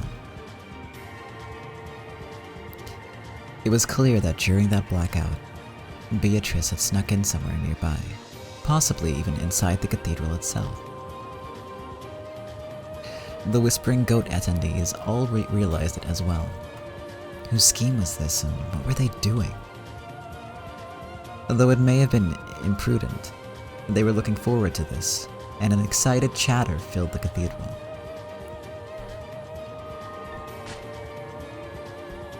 Looks like she came. Gab, they let you come back too. Come on. Putting me in a jail is meaningless. True. But, Riche, Valor's locked room, the cousin's room, and even the final possibility, the next room over, have all been sealed. How are you planning to save Valor? Let us suppose that Milady has found some trick X. If so, she would inevitably have to march in here to thrust that in Lady Erica's face. But against all of these Chester troops, I can't believe this many of them were hiding here. It's impossible she'll be sewn to death. Rabbit ears could be seen poking out all around the hall. It was incredible that such a large number of them could remain hidden and unnoticed. If she can just get close enough to challenge Erica, she should be able to get herself an even fight. I see. That move. However, does Milady have that item with her? After all, she hated dealing with them and disliked it every time I prepared them for her. Dear me, she remains a troublesome one to the end. Amid the crowd, Ronovit took something out and showed it. When Virgilia saw the object in his hand, she understood its meaning. True, with that, it should be possible to stop the attacks from the Chester troops. Well, if it doesn't work on Erica, we're through. The problem is getting her right in front of Erica, if only for a second. The Chesters would probably prevent that with all they have. Leah, I'll bet you could give her the time to do that. Virgilia gave a small nod. However, the problem was the two Chester troops standing at her back. Since that time she tried to jump out in front of the procession, she'd been marked constantly. It was possible with Virgilia's vast magical power to momentarily take out all of the Chester troops in the cathedral. That would only gain a short bit of time, but it would be enough to confront Erica. The Chester troops knew this, so they kept a close eye on Virgilia with tense faces.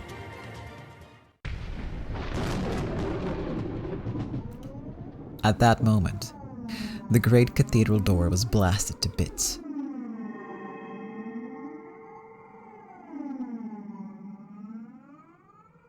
The fragments became bright gold butterflies, which danced across the room in a beautiful blizzard of gold leaf.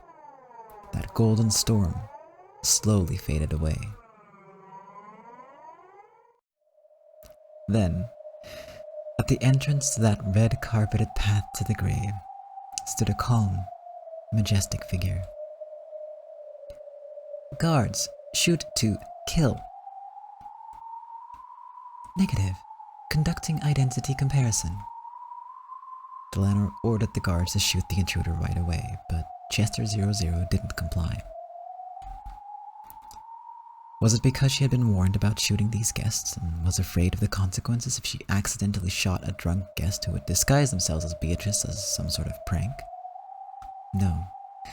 00 was just coolly and calmly carrying out her duties. Oh, what a surprise. You know, I thought you weren't going to make it. The pair faced each other from either end of the long red carpet. However, in between them stood several dozen Chester honor guards. It took you quite some time to come here, most honored guest. You had us all quite worried. But I am glad you managed to make it to the reception at least.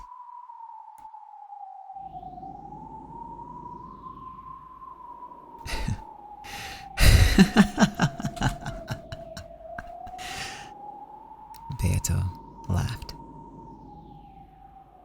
That chuckle made Balor's eyes quiver slightly.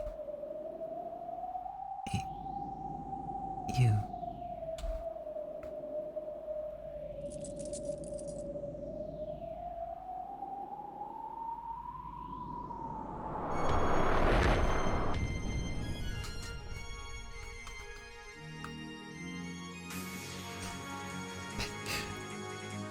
I need a second. I'm smiling like too much to like move my mouth. Some water, some water.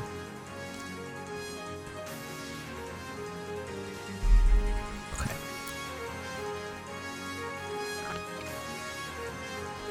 Oh, it's been so long. It has been so long. I've missed her so much.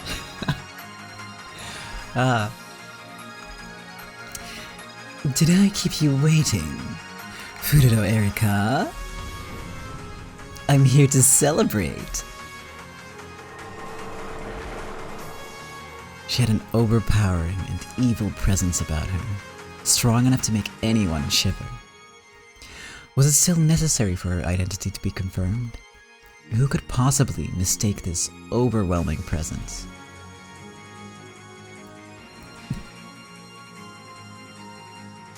Beatrice? See you in hell is a favorite part of mine, but... Identity confirmed. It is the great Lady Beatrice. It seems we are here already. Furuta Erika. At that moment, the two Chester troops standing behind Virgilia slumped over and fell to the floor. Ronove had touched the bases of their big ears from behind. It was clear that he had applied some sort of magic. Someone find a doctor. These girls seem to be ill.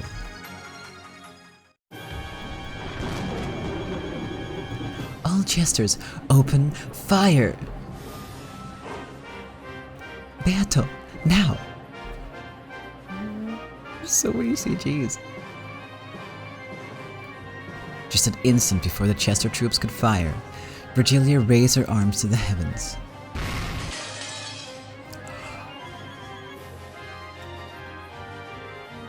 Her magical power, which was more than enough to remind all present what her name had been at the height of her strength, became a spirit wave and exploded throughout the cathedral.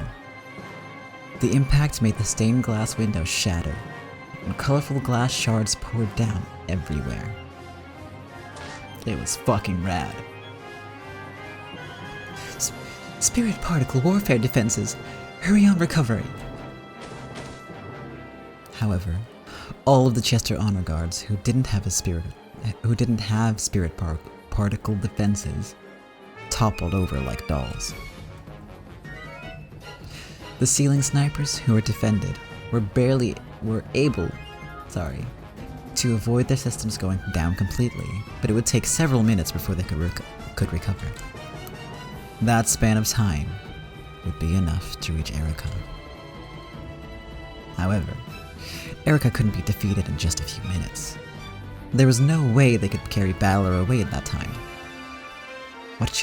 What should they use this precious time for? Beato dashed down the red carpeted path. She ran down the path to the grave, which was lined by Chester troops lying there like corpses. She had called this place hell. In that case, running from hell to the grave was actually going backwards. Beato's figure dashing through the corpse-ridden paths truly symbolized her resurrection. Milady, take this. Got it. As she dashed, she snatched something white from Ronove's outstretched hand. There was no longer anyone blocking her path to Erika. However, that instant, a golden thread came from in front of her and rapidly sewed through the red carpet towards her like a sewing machine.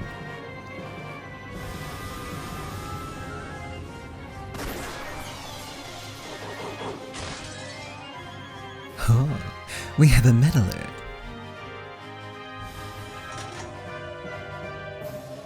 Reloading complete. Requesting data, Nya. Firing radar targeted. Data link to 410. 410 was clever. She had predicted that Virgilia would go for a spirit particle attack, and had folded her ears and 45s beforehand. So they were the only ones that weren't taken out. Firing.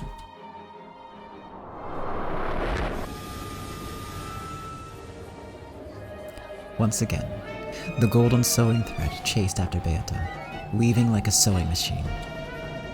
It was as though an undulating golden snake was shooting after her. Impudence! How dare you interfere at a moment so invaluable for my showdown with Erika? Beato jumped sideways away from the red carpet and ran across the top of a long table covered with beautiful food.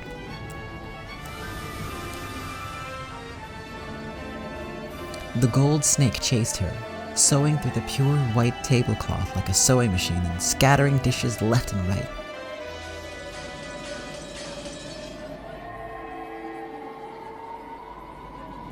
The goat attendees ran about wildly, trying to escape. The cathedral was wrapped in pandemonium. I can't believe some of those rabbits evaded the spirit particle attack. This is bad. With them in that position, there's nothing we can do. The pair of snipers, attacking from high above on the chandelier, were much further away than Erika was, too far for Beato to reach. Furthermore, their position couldn't have been worse for Beato, with the entire cathedral inside their range of fire.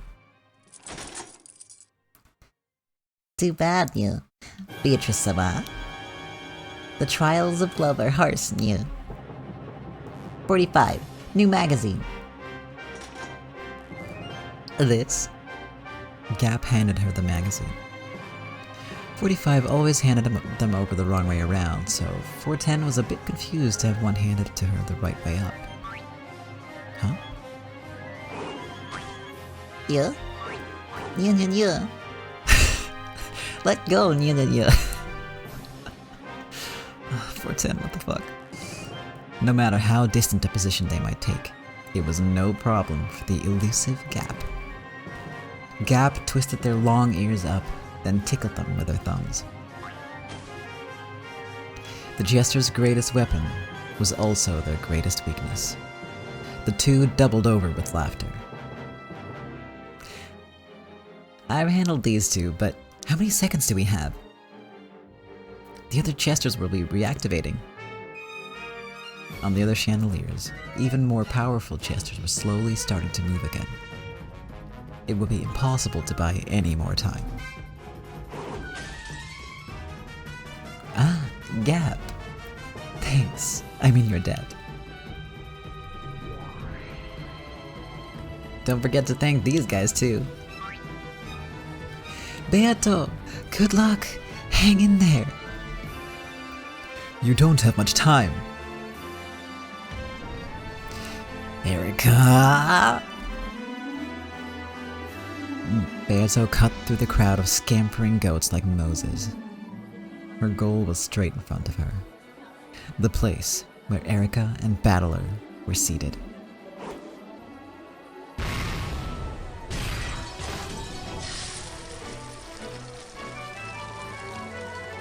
Just then, a red barrier was created, blocking her path.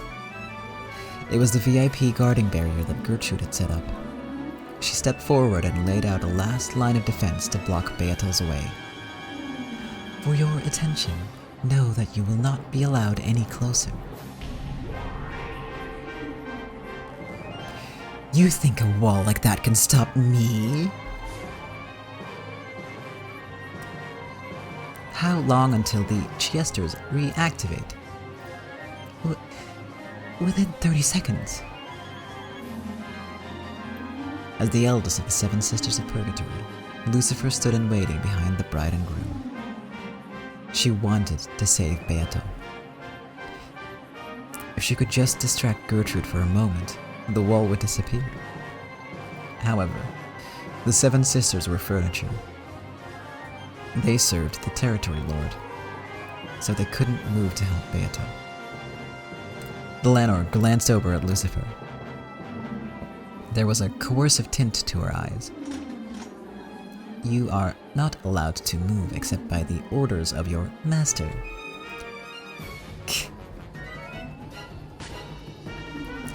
Who's our master?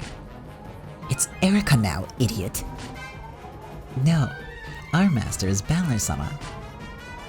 True. Erika only speaks on his behalf. That's right, One-sama. Whose furniture are we? It's just too delicious. I'm gonna have a nibble.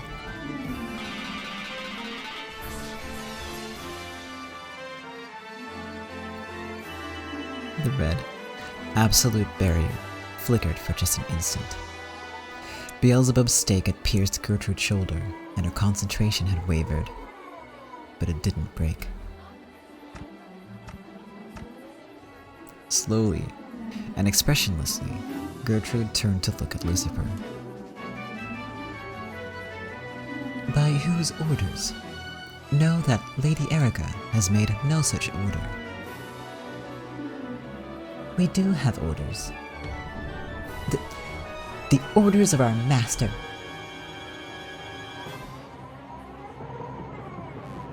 How can a master who cannot speak give orders? Even without a word spoken, understanding a master's will is the job of furniture. Then it cannot be helped.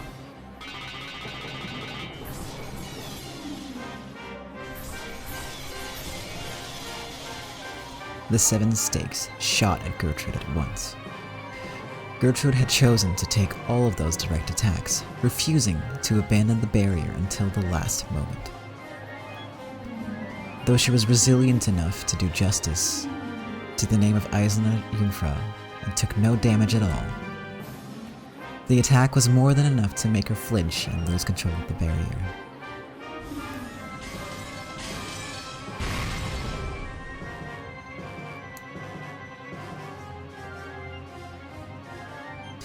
Good work, my furniture.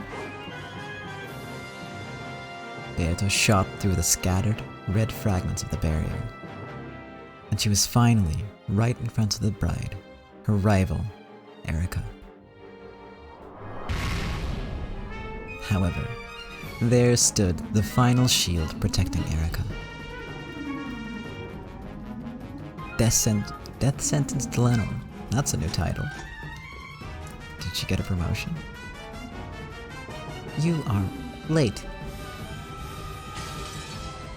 Time is already up, Lady Beatrice. Jester 17, data link to all jesters. Incoming data from Archangel satellites. Homing format. Verdict model conceptual guidance. Jester 20, reactivation complete. Jester 127, reactivation complete. Time's up, yeah.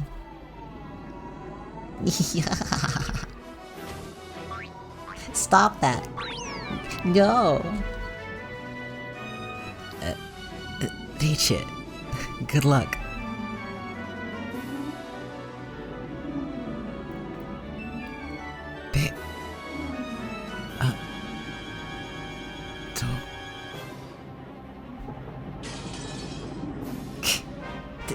Glenor.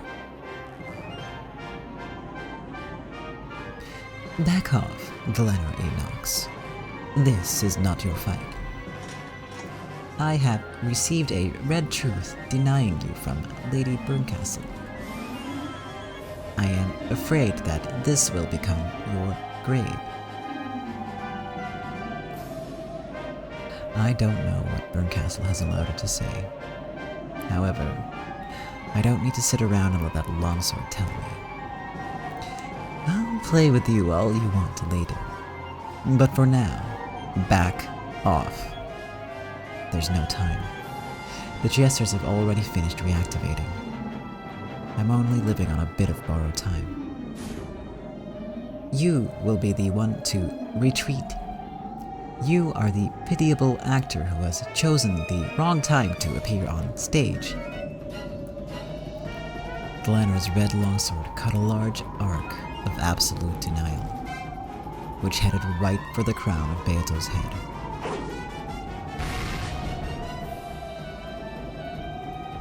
However, in that instant, there was a thunk, and the sword was knocked slightly off course. Beato didn't let this good fortune go to waste. She slipped past the longsword, knocked Glenor aside, and finally stood right in front of Erica. And this time, not a single person stood in her way.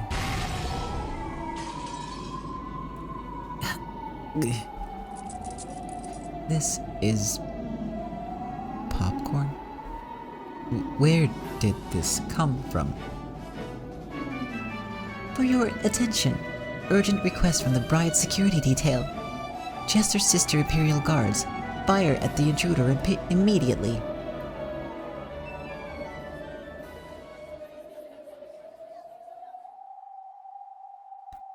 The commotion quieted. However, no one fired. Why? They could have fired if they wanted to. All of the Chester troops had her fully in their sights and had removed their safeties. Of course, all of them had finished reactivating. However, they hesitated to pull the trigger. Why are you not firing? Ceremony guards, immediately! Wait. Look at that.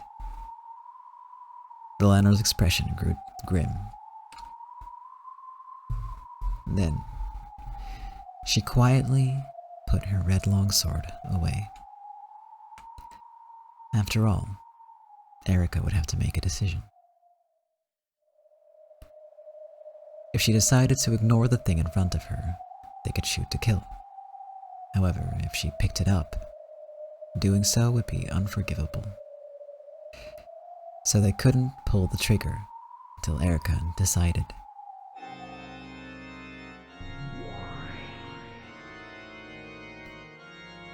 Why won't anyone shoot? Look closely. See what Beato just threw at Erica? Lambda Delta pointed, still chomping down popcorn. It was hard to see from the balcony. Beato had thrown something like a white handkerchief at Erica.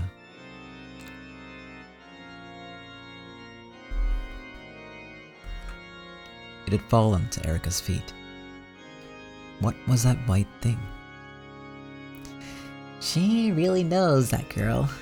She knows what it means to be the main character.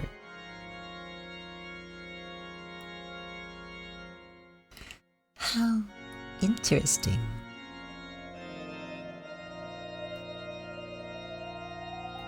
The thing that had hit Erica in the face and fallen to the floor. The item Beato had gotten from Ronove was a white glove. Hitting someone with a glove like that could only mean one thing. That was... Oh, Zepar, what's this? What does it mean? This is... a request for a duel. If she picks up the glove, it means she's accepted. But if she doesn't, the Chesters will do the dirty work for her. Why, there's no need to pick it up at all. She can choose not to. However, I imagined that we and all the demons present would spread the word far and wide that she dishonorably ran away from a duel. She would be known for eternity as a coward who ran away from a duel of love. Beatrice waited firmly and composedly. If Erica just kicked it away, then, that very instant, the Jesters would probably all fire at once, turning her into golden embroidery. So, Erica did not have to pick it up. However, she could not afford to be afraid of picking it up. After all, she was the true victor, who had defeated Balor's locked room trick and logic. If she was the victor, she would have nothing to fear. So if she was afraid of doing it, it would prove that she still felt a tinge of doubt about her victory. If I don't pick it up, I can kill you without getting these clothes dirty. That would probably liven up your reception.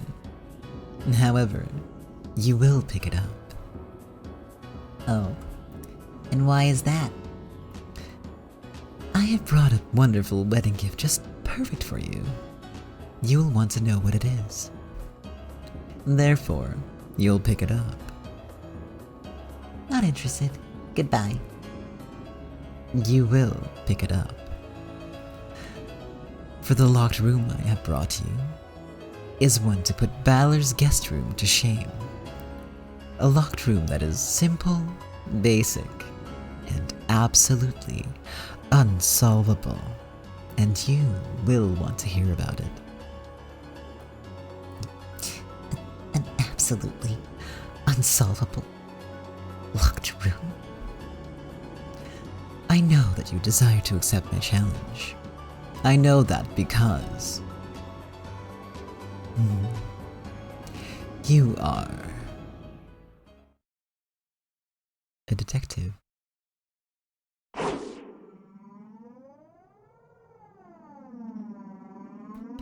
Erica threw off her wedding dress as though it was a cape.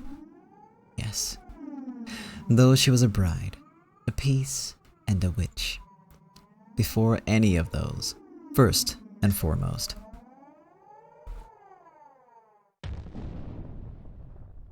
I am a detective.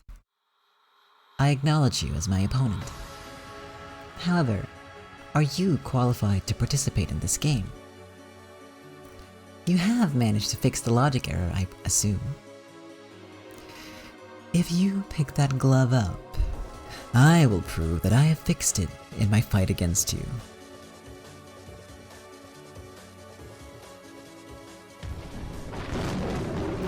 Good. Oh, the cathedral filled with noise. Erica had picked up the glove. The glove. A duel. A duel! The cathedral was wrapped in that bizarre excitement.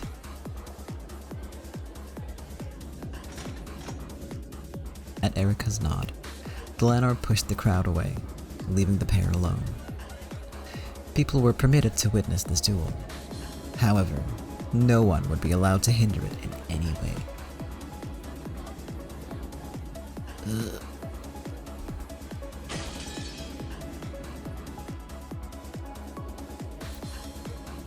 It's alright, Battler Son.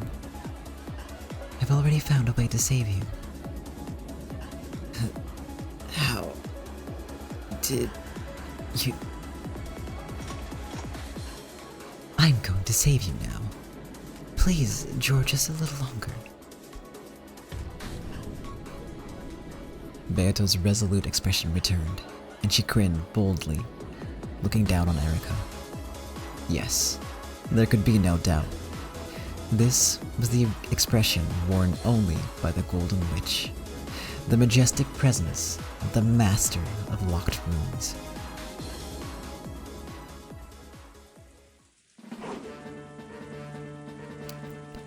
A shadow dashed through the stormy rose garden. It was incredibly light and swift. The raindrops never touched him, He made no splashes in the countless puddles. His feet left no tracks in the mud. That rushing figure was coming.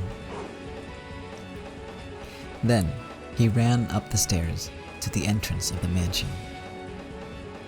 He did not slow down in the slightest to open the door. He ran straight at it as though trying to break through, and leapt into it. Though the door was shut, even that couldn't stop coming.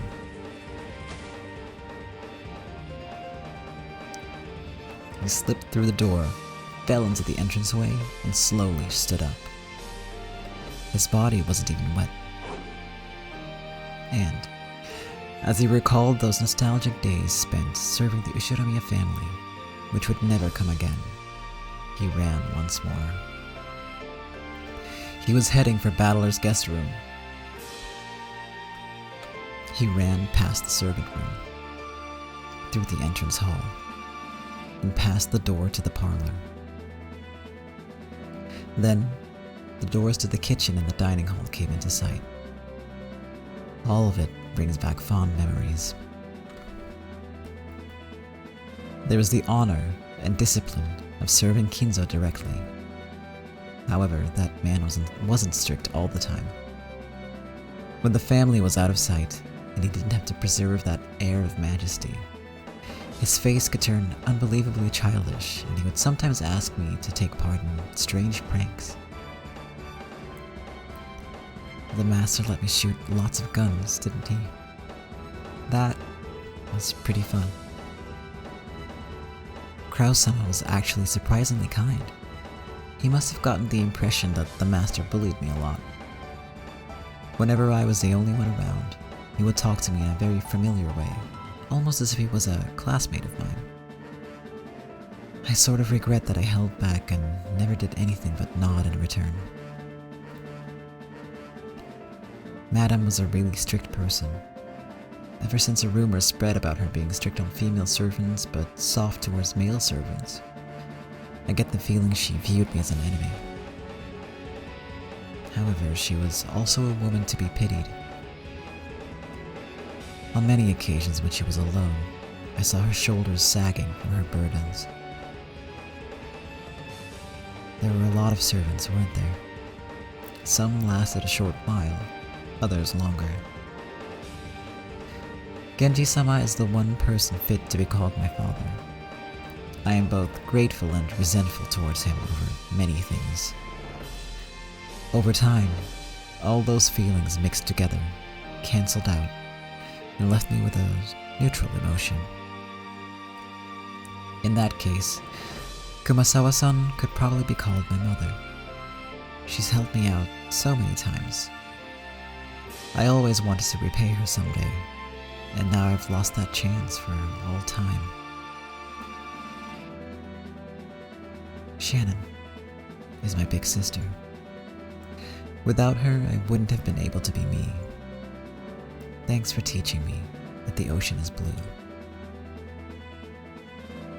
Goda, I hate that guy.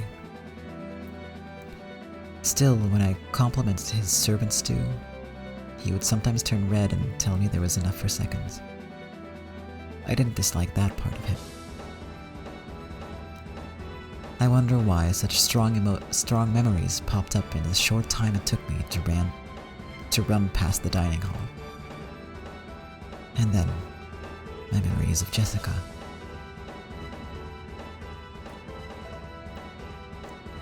Ooh. So, you're a boy servant. How old were you? I think those were the first words she spoke to me. Come to think of it, she was probably interested in me ever since then. We really did have enough time to build up a love that could have competed with the love between George-sama and Shannon. But since I could only see the gray sea, I wasted almost all of that time. What does she like about me? What do I like about her? I get the feeling we were never really able to clarify that for ourselves. No, she told me. There's nothing wrong with spending more time together to eventually find that out. The reasons for love could have come later on. It took me far too long to realize that. Now I think I can accept it. I know why Shannon won the duel. God must have been watching. You had so much more courage than I did, and God didn't abandon you. I reached the hallway with the guest rooms.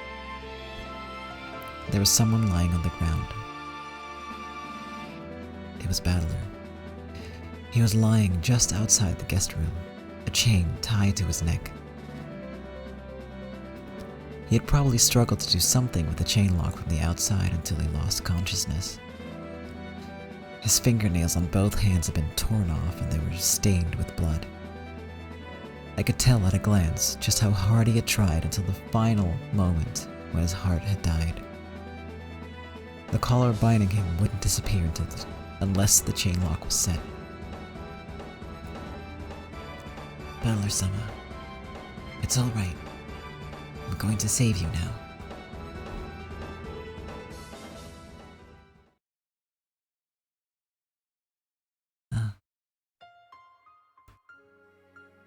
Battler responded faintly. He'd probably never imagined that help would come to this eternal locked room. He was so scared that this might be an auditory hallucination brought about by his fleeting delusions, that he couldn't be easily roused. Kanon grabbed Battler from behind and dragged him into the room.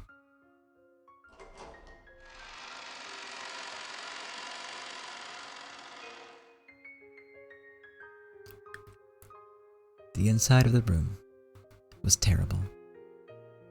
The windows had been brutally shattered, and the wind and rain had made its way into the room. All kinds of tools and furniture lay broken there. However, Battler hadn't smashed them out of rage. The curtain had been removed and torn to shreds which had been twisted together. He had turned it into a rope, probably while experimenting to see if he could use it for some trick. He had tried using everything in the room, exploring all possible options of escape.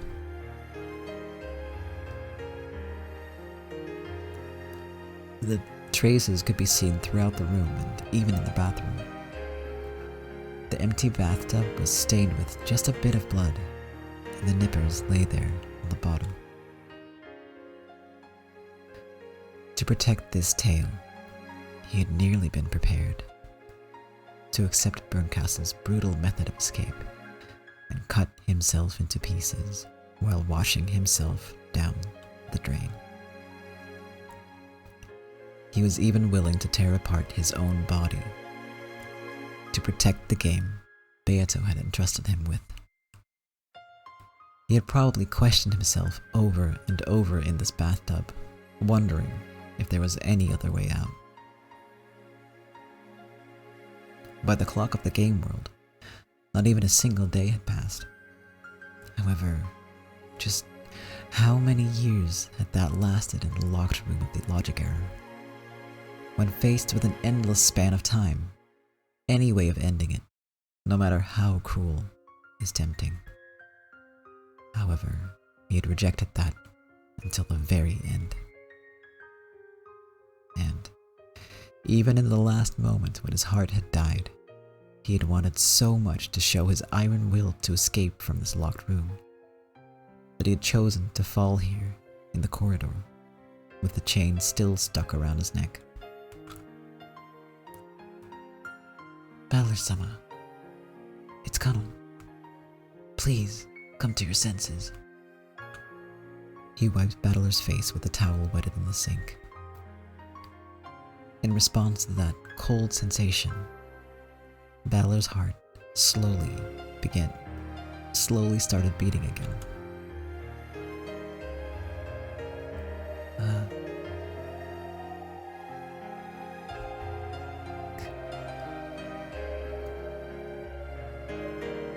Kanon-kun, is that you?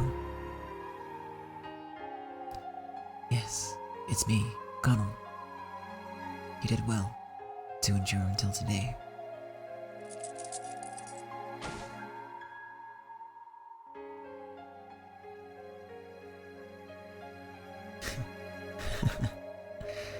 Looks like I slept in just a little too much.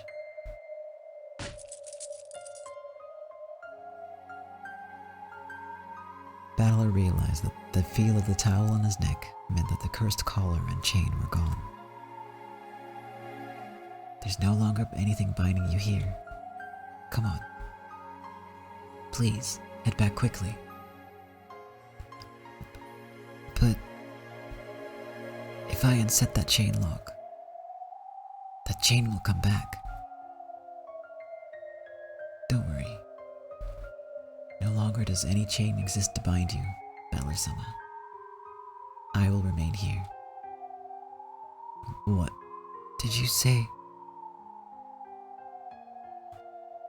By now, Battler knew the terror of this eternal locked room better than anyone else.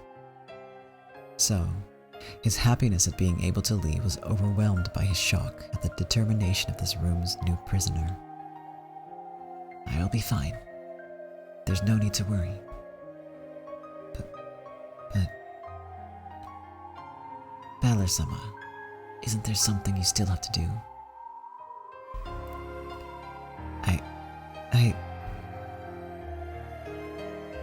Go back, quickly. There's someone fighting in your place, and there's someone awaiting your return. Will you do it again? Not come back? His stern words and gaze shot straight through Battler. Are you sure? Yes, that will be fine. This way, I can repay my debt from back then. Debt? Do you owe me something? It isn't a debt I have with you, Valor-sama. It's okay. So go. I don't like keeping debts. Go, quickly. You must not keep her waiting this time. So, quickly. Battler couldn't argue back anymore. He silently bowed his head, unset the chain, and opened the door.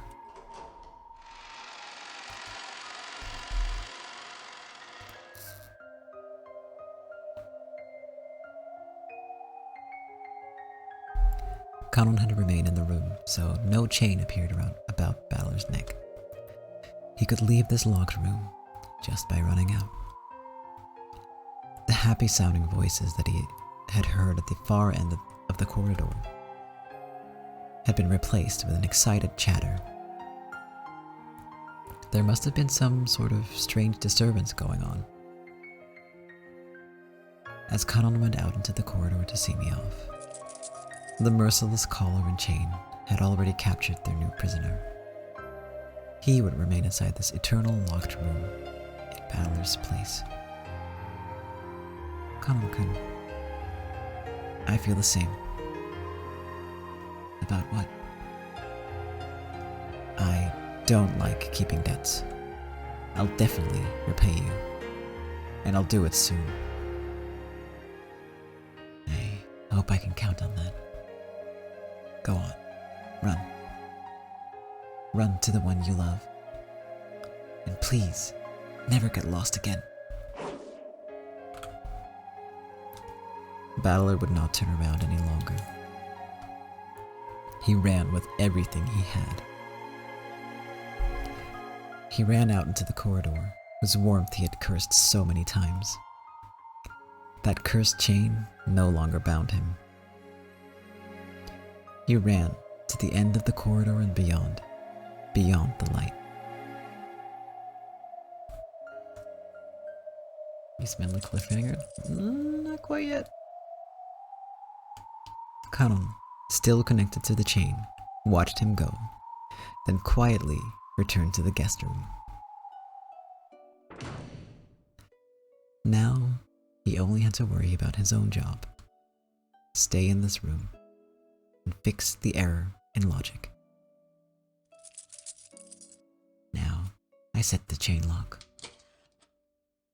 As soon as he said it, the chain disappeared from his neck. Now if he hid in the closet, the one place Erica hadn't checked, the broken logic would be fixed.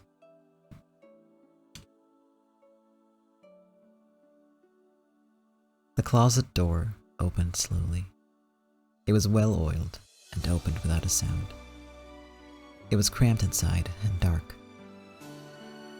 This tiny space is the final place for me. As long as I remain hidden in here, the logic will be preserved. That's an easy job. Easier than caring for the roses.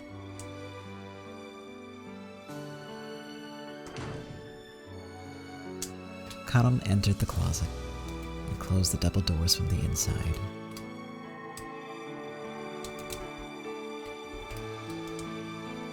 As soon as he did, a small gold butterfly appeared, melted into the darkness of the closet, and vanished. It must have been a sign that the logic had been fixed. The witch's game had already stopped, and the clock of the world of the pieces would never tick again. So, for all eternity, no one would come to save him from this place. That's okay.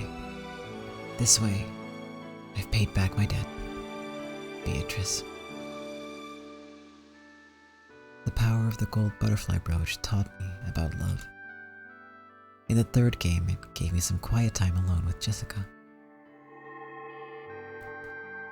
I get the feeling it did many other small things for me. At any rate, Now I've paid back all of my debts. I owe nothing to anyone, and no one owes anything to me.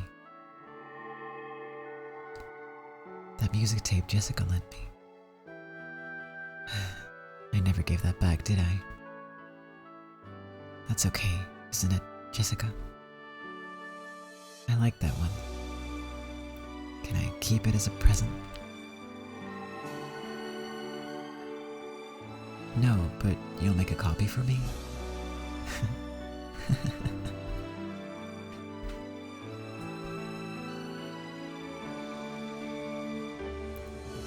Slowly, Kanon's body began to melt into a cloud of gold butterflies.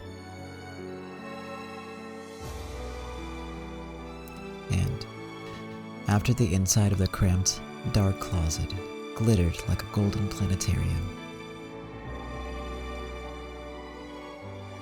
it faded away like the light of fireflies and was painted over with a pitch blackness for all eternity.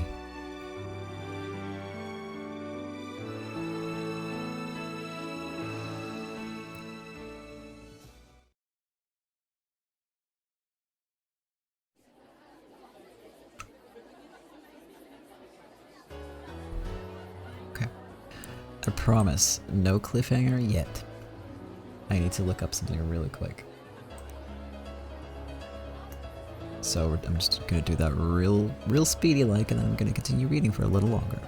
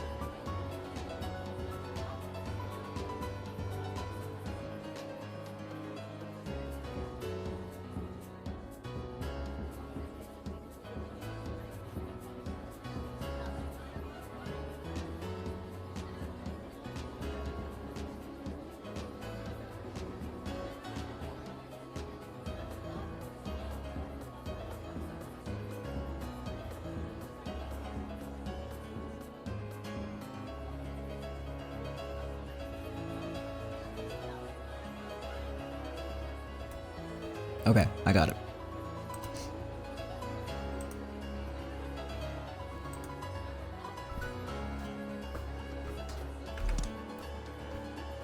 I have good news and I have bad news.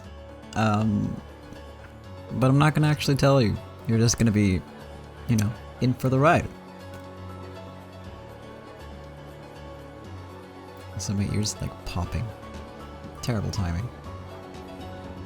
That's kind of weird.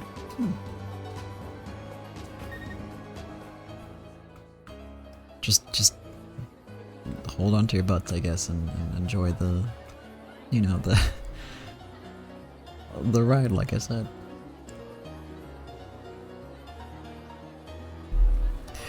I have gotten pretty good at cliffhangers, I'm not gonna lie, but the reason for that is I've already read the entire series.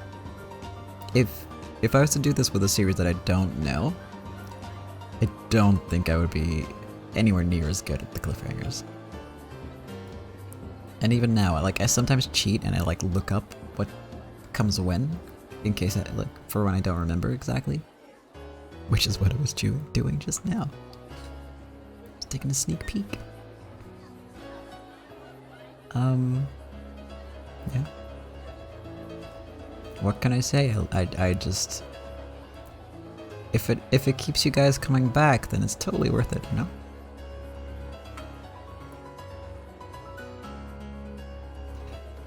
In the cathedral, the goat attendees were all jostling around either side of the red carpet. Cliffhanger notes. On the red carpet, standing across from each other, were Beato and Erika.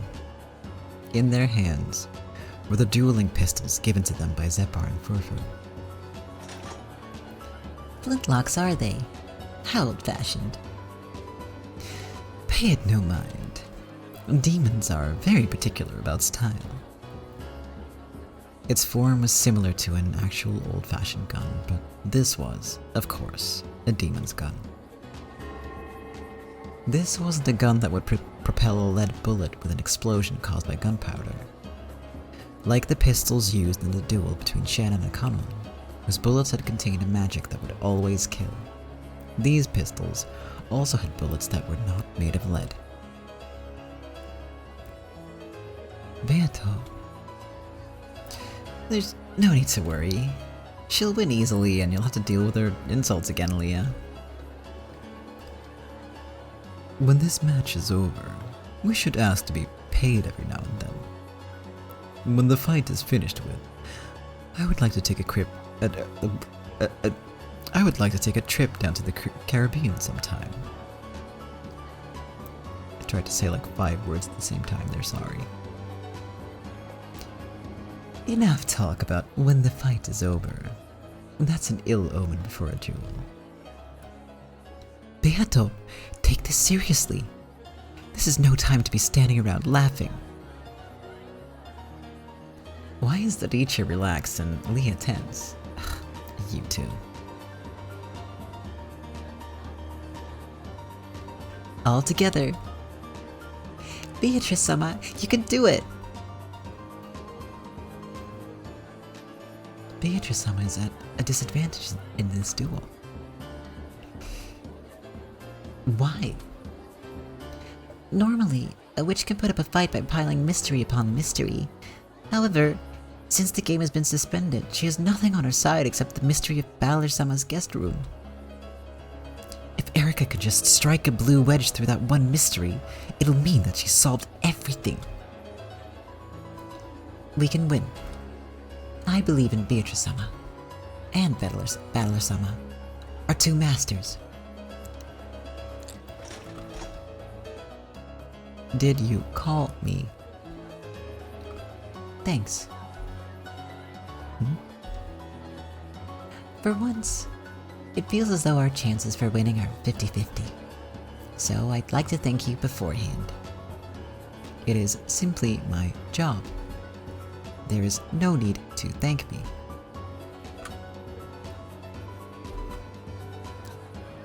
In the last game, when you protected me after my pathetic defeat, I was touched. That was the first time in my life that anyone had ever protected me. Even my master has never done so.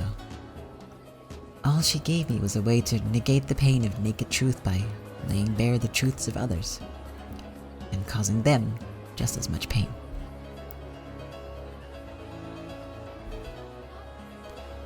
Please forgive my arrogance. I felt that I needed to protect you.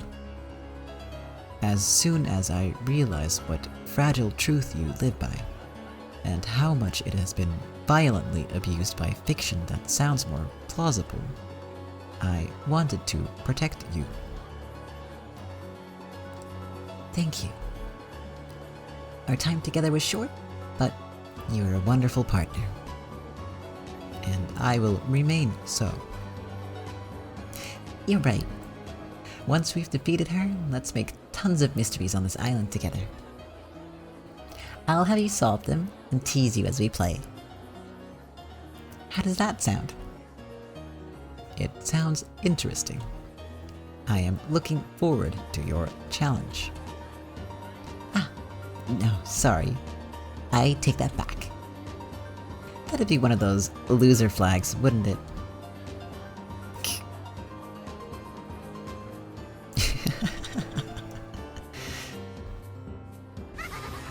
I kind of imagine that Delano sounds like, ha, ha, ha, when she laughs, but that's maybe a little too robotic.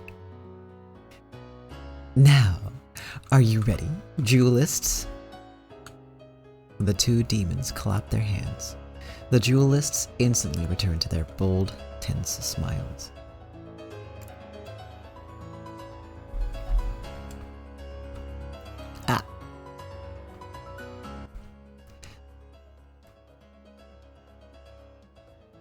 The bullets to be loaded into those magic guns are not lead. A shootout between mystery and fantasy should be fought with bullets of red and blue truth. As long as you possess truth, your bullets are endless. However, being hit by a single one means instant death. Are you both prepared? Naturally. Of course. Lady Lambda Delta, the great and powerful Witch of Certainty and member of the glorious Senate, please come forward. Will you swear to oversee this duel? Of course. I swear it. The crowd split, and Lambda Delta walked forward with Burncastle by her side. She looked between the faces of the two duelists. Then, she took out an envelope with a seal of the one-winged eagle and lifted it high. Beatrice has sent me her revisions to the tale inside a sealed envelope. I have inspected it and find its contents to be valid. I declare the logic error averted. The chain lock is still set, and without any contradictions with any red truth made up to this point. Chatter, chatter, chatter. The many goat attendees knew the details of Balor's locker room. They realized how difficult it was. And, though fiery debates had swept across the crowd during the reception, no one had been able to find an answer. And now, it was clear that Beatrice had already reached one. And therefore, this duel is legitimate. It will center around one single point. The locked room of Balor's guest room. Ushiromiya Balor disappeared from within a locked room, sealed by a chain lock. Erika will load her weapon with blue truth regarding this matter. Beatrice will load hers with red truth to counter back. The duel will continue until one side is victorious. Splendid. Perfect. Okay. Well then, Beato. Present your new, revised tale and riddle to Erika. The cousin's room was also a locked room. Kanon used magic to escape from there without breaking the seals. He then arrived at Balor's locked room and used magic to allow Balor to escape.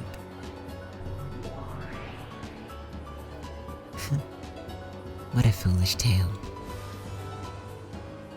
Good. Erika, is there anything you wish to confirm? Repetition requested. The one who rescued Balor was, without a doubt, Kanon.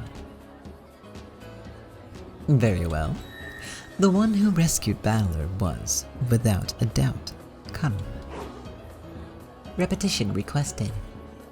Balor and Kanon are different people. Very well. Balor and Kanon are different people. That's enough. Erika, are you done confirming things? That was all I needed. I've already decided how to fight. Okay.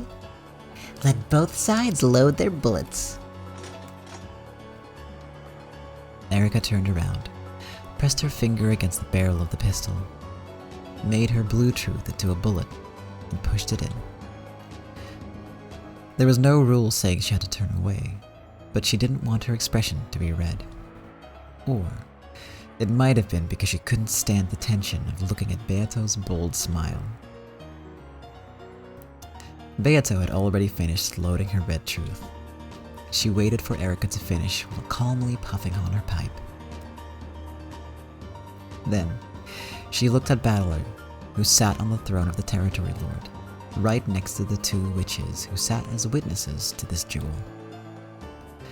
Balor's consciousness was still hazy. However, he apparently understood that Beato had come to duel for his sake, so that he could be saved. It was all he could do just to look at Beato with those sluggish eyes, but a flood of emotions passed between them. There was no need for words. A look was enough for them now. Excuse me while I go cry. No, I have to keep going. I got this. Erica closed her eyes tightly, her fingers still up against the barrel. At that moment, her stunning powers of concentration made all the distractions of the outside world disappear. Good. My concentration is as sharp as ever. Are you ready? Me? Furudo, Erica. First, let's lay out the situation. Balor disappeared from that locked room. The chain lock is set. Did he disappear on magic? Of course not. There has to be a trick. Khan didn't save him with magic. He just came, took Balor's place, and set the chain. Everyone knows that much. The problem is what comes next. No, it's actually what comes before. Kanon was in the cousin's room in the guest house. That room was completely sealed with duct tape, and it has been proven that the seal was in effect until the time of the logic era. In other words, Kanon escaped from a locked room that was absolute, with no excuses or twisted logic possible. Good. This is why she called it a simple yet ultimate locked room. How did he escape from the perfect locked room known as the cousin's room? If I fixated on that question, I'd be no better than your average kid detective. That room is a perfect locked room, so there is no way to escape. In other words, trying to think of ways that Kanon could have escaped from the cousin's room is simply a waste of time. The real question is, how Kanon could have been somewhere other than the cousin's room at the time it was sealed. The cousin's room is a completely sealed can. If he was in there when it was sealed, then it's already game over. That means he was already outside it at the time it was sealed. I checked everyone's location at the time of sealing the rooms. That check I performed must be suspect. At that time, I had just been inside the next room over, and confirmed the presence of 5 people there with my own eyes. Hideyoshi, George, Kumasawa, Shannon, Nanjo. I specifically listed the names of those 5 people when performing the location check for that room, and received confirmation that they were in there. Then, I checked to see whether everyone else was in the cousin's room, and had that confirmed for me as well. I said everyone, so whether he was Kanon or Yoshiya or even Puru Pikoman, they all should have been sealed in the cousin's room. It seems perfect. However, though that word everyone seems perfect, something's fishy. The exact definition of that phrase, everyone else, is all people whose names I did not mention directly. In other words, there are exceptions. For example, it's been confirmed that Hideyoshi and George were in the next room over. So, humans with the name Hideyoshi or George don't need to be inside the cousin's room. It seems that Kanon told Jessica that his real name was Yoshiya, but that was no red truth. In other words, what if Kanon's real name is the same as one of those in the next room over? They seem to be about the same age, so let's use George. So, what if there were 2 Georges in that room? That doesn't violate the red truth saying that Hideyoshi, George, Kumasawa, Shannon, and Nanjo are in the next room over. Let's say Kanon's real name was Tanaka George. Both Ushiromiya George and Tanaka George could exist in that room at the same time. In other words, there were 6 humans with 5 names. It looked to my eyes as though there were only 5 people in the next room over, but the 6th person, Kanon, was hiding somewhere. I don't have the detective's authority, so it wouldn't be that difficult for him to fool my eyes and hide. I see. The double name trick. Stupid. So stupid. Alright, I've made my logic. Kanon, who was hiding in the next room over, not the cousin's room, left by the window after the seals were placed. Bang. Ow. There was an explosion at the barrel of her gun, staining the tip of her finger red with blood. The Blue Truth gunpowder had exploded. Damn it. I had Flanner sealed that one a short while ago. I told her to ban any Blue Truth arguing about the windows of the next room over, so I can't use it. Oh, an accidental discharge. Careful now, guns can be dangerous. Shut up. It's just a little mistake. The windows of the next room over. You blocked them off with some inane trick, I hear. Gap told me. Did she, now? And so what if I did? Delano, remove that foolish seal. That seal is now your shackle. Beato has figured out everything I've been thinking. And she's acting so confident, telling me to go ahead and use that argument. Lady Erica. Please, remove it. That fool. I'll make you regret this.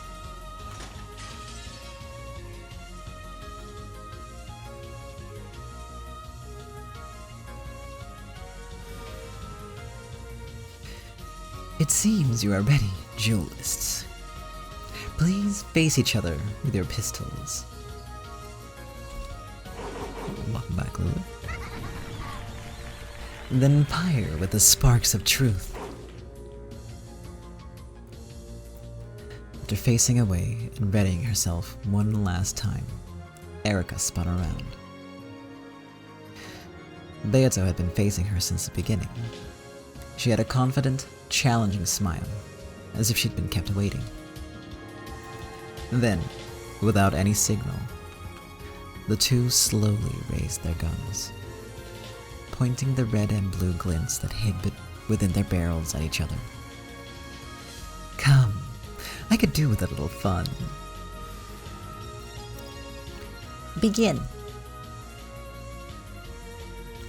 First is how Kanon escaped from the cousin's room. I'll use that as my bullet. Oh, so you'll start from there. Let's have it. Hold nothing back. Here I go. After holding the gun high and pointing it at Beato once more, Erica pulled the trigger with statements of red and blue truth. The cousin's room is guaranteed to be a perfect locked room until the end. So, if Kanon really had been in that room, it would have been impossible for him to escape. In other words, Kanon was not in the cousin's room at the time it was sealed. Kanon's name is an alias. His real name is still unknown. If his name happened to be the same as anyone in the next room over, that wouldn't contradict the check on who was in that room. In other words, it's possible for him to be in the next room over, not the cousin's room. The goat attendees chattered and clapped their hands in realization, as if to say, "Of course, I didn't think of that." I love watching this. I love being surrounded by this chatter. After all, I am a detective. It is true that the next room over was sealed, but at the time of the logic error, only the doors were checked to see whether the seals were preserved. Therefore, there's a chance that the window seals were broken. Kanon was in the next room over, and he escaped through that window. That is all. Any other theory would be impossible. If this doesn't work, then there's no truth left. As soon as she said that is all, both of them fired at the same time.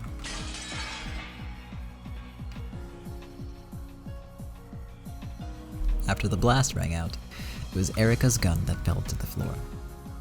Beato's red bullet had knocked Erika's gun from her hands. Was it arrogance or confidence? If she had just aimed that bullet at Erika's heart, the whole thing would have been over. Beato had missed on purpose. There was a confident smile on her face. It was as though she was offering to play with Erika a little longer. In fact, that was Beato, through and through. Beatrice, the witch who mocks others with unsolvable locked room tricks. At the time the next room over was sealed, Hideyoshi, George, Kumasawa, Shannon, and Nanjo were in it. And the number of people in the next room over was 5. No one existed there except for those to whom those 5 names refer. Every name has just one person that it belongs to, and no one can go by a name that is not theirs.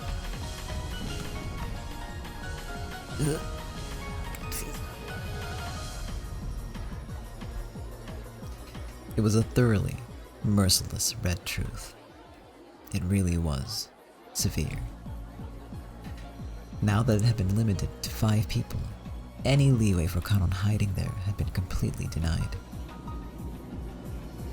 Since only those to whom those 5 names referred existed within the room, Erika couldn't even make a new theory by suggesting that one person held 2 names so that the 5 names referred to only 4 people, and allowing for Kanon to sneak in even though his name wasn't on the list. Furthermore, the part about how every name has just one person that it belongs to and no one can go by a name that is not theirs was a fatal blow that cut down countless theories. Come to think of it, you only know the half-sleeping me from the last game, don't you? What do you think, Erika? How do you like the game of the Golden Witch? That's insane. Are you saying that Kanon slipped out of the room by magic? More importantly, why did you only knock my gun away? The human side must crush all of the witch's riddles, whereas the witch side need only crush the human's theories once. Don't you find that unfair? So I decided to have it be even. Even? I've decided that I'll make my victory condition be the destruction of all of your theories. I've won the riddle of Kanon's escape, but there's one more. Let's return to the first battleground, where you gave battlers so much trouble.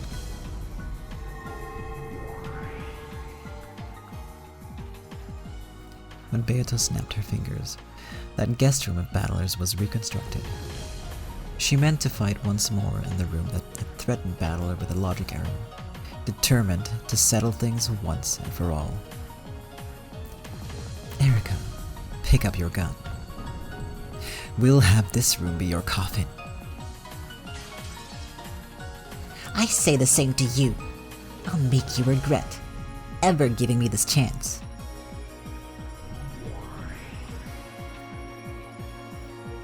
Witness, I permit Erika to use X. X? A basis which doesn't need to be explained? So, what are you going to let her do? I relieve Erika of her obligation to explain how Kanon escaped from his locked room, and permit her to involve him in blue truths concerning this guest room trick without explanation. If a theory for explaining how Kanon saved Battler did not also explain how Kanon escaped from his own locked room, it would have no basis. Erika had already lost that basis. Beato was giving her a handicap by saying that she didn't need to explain that part. Naturally. You've already used the red truth to guarantee that Kanon saved Battler. It's only natural that I be given this privilege. Erika faced away again and concentrated even harder. As though twisting the knob on a radio, she turned all noise and idle thoughts down to zero.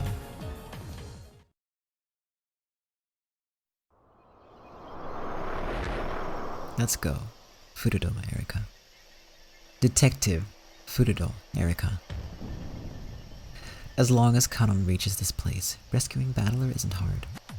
The trick is as follows. Kanon used some kind of escape trick, X, to reach the front of the guest room. While I was busy in the bathroom, Battler left the closet. Battler undid the chain lock. Battler went outside. Kanon entered in his place. Kanon set the chain lock. Kanon went into the closet. The end. This satisfies the two red truths about the chain lock being set in Battler's absence. And, in exchange for this escape trick, Kanon remains inside the guest room. There's no room for argument on how tightly this room can act as a locked room. That chain is cursed. In this demonic locked room, one person must remain as a sacrifice for it to be acceptable. However, such a simple theory, really enough? The rescuer switched places with him, and the rescuer is hiding in the closet. No other sort of theory is possible, and yet Beato thinks she can win. In that case, does some other trick exist? It's impossible.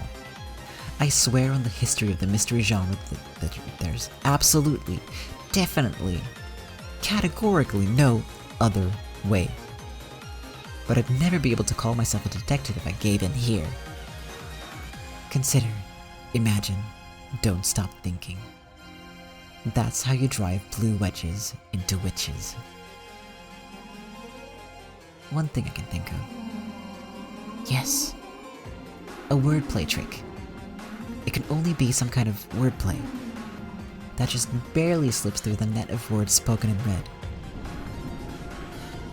In that case, I'll crush all possibilities.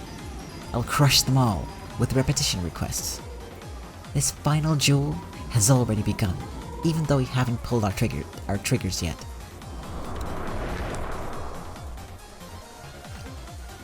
Repetition requested. At the time Battler was rescued, only Kanon entered the guest room. I acknowledge it. At the time Battler was rescued, only Kanon entered the guest room. I believe that was the whole point. Repetition requested. From the time I entered the room to the time of the logic error, Battler, Kanon, and I were the only ones who entered or exited the room. I acknowledge it.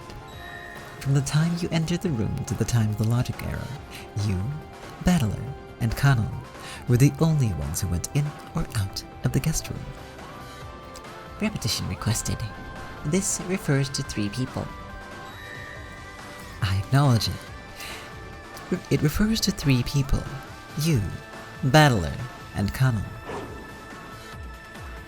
Confirming definition.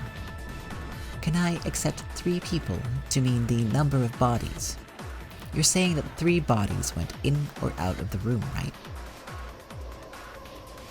I've had enough of things being mixed about with names and numbers of people. I want this point to be clear. Of course. 3 people, in other words, 3 bodies, went in or out. Only you and Kanon entered, and only Battler left. It has already been said and read that every name has just one person that it belongs to, and no one can go by a name that is not theirs. Therefore, for each of the names Erika, Battler, and Kanon, only that single person can go by that name.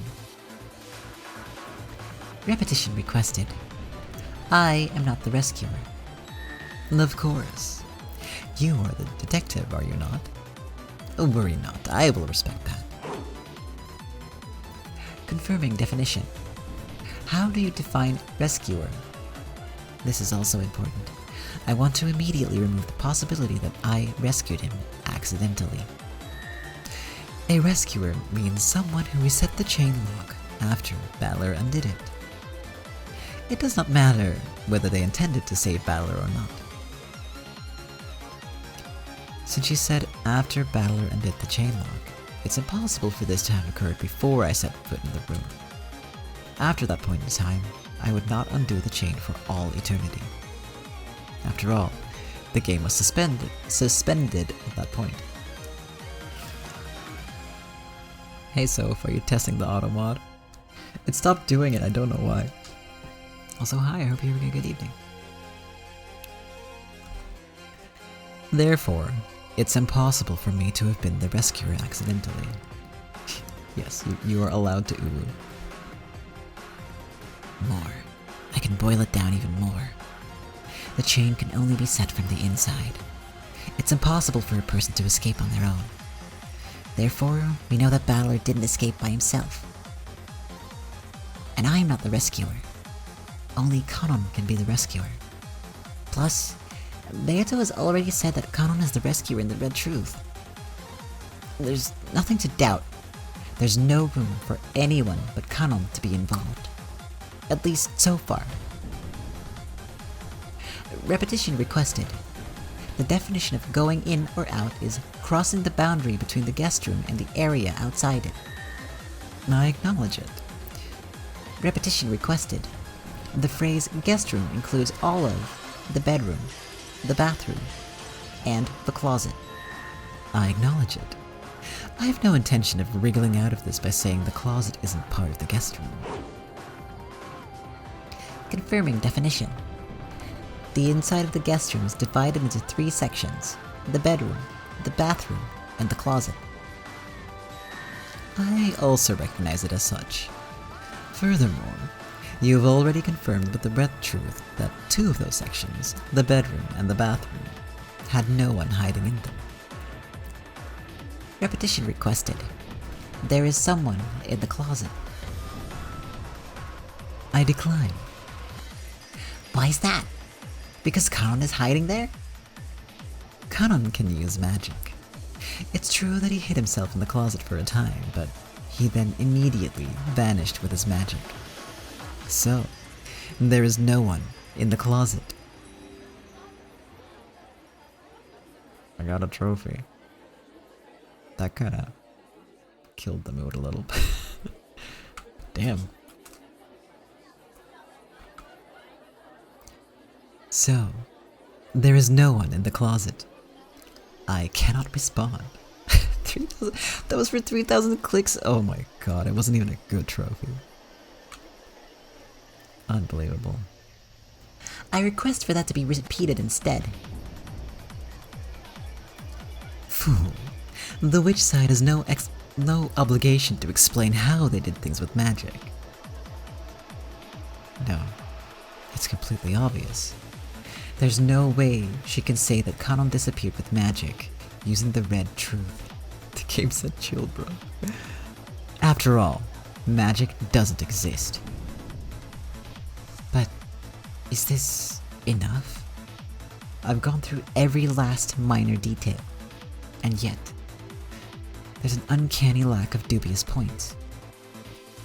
I can't imagine that there's any room for anything to go any differently from the theory I've had since the beginning. Kanon must be in the closet. He has to be. There's no way he isn't. I'll say it again. This locked room can only be escaped from by switching places with a rescuer. If Kanon tried to escape as well, another rescuer would be needed. However, no rescuer exists for Kanon. Battler escaped, so it's impossible for it to be him. And I won't undo the chain for all eternity. The people who have gone in and out of the room have been confirmed both by name and number of people. Which means my theory is set in stone. First, here are the details of the situation that are certain. The game ended while I was inside the guest room, so I did not undo the chain lock that I had previously set. So, it can't be that he escaped behind my back after I left the room. Furthermore, the chain lock was set at the same time I entered the room. no one could have left the room during the few seconds between the time I entered and the time I set the chain lock. I sealed the guest room at the time I examined Battler's corpse. So until I came again and broke the seals, it was absolutely impossible for anyone to go in or out. Therefore, it's certain that Battler was hiding somewhere inside the guest room at the time that I entered it. The only chance Battler had to escape was after I broke the seals. To be even more specific, he had no chance to escape except for the time I was in the bathroom. By the above premises, Battler's trick to escape with the chain still set is as follows. For the aforementioned reasons, the only one who could have set the chain lock, which can only be set from the inside and allowed Battler's escape, is Kanon, the only person to enter the room except for me and Battler. After Kanon entered the room, he set the chain, hid in the one place that he could hide inside the guest room, the closet. Whoa, that was close. They almost got me. They almost tricked me. I thought that I had him cornered in the closet. It's the opposite. They're trying to make me think he's in the closet. What was the order in which I searched the guest room? First, the bedroom. We confirmed with the red that there was nothing there. Then, the bathroom. We confirmed with the red that there was nothing there. That's it. Right there. When we examined the bedroom, there was nothing there. However, while I was investigating the bathroom, Kanon slipped out of the closet and hid again somewhere in the bedroom. In other words, the guarantee that no one was in the bedroom was torn apart after just 1 minute. I've spotted it. This is the witch's trap, an attempt to lure me into thinking that Kanon's in the closet. The place he's really hiding is the bedroom.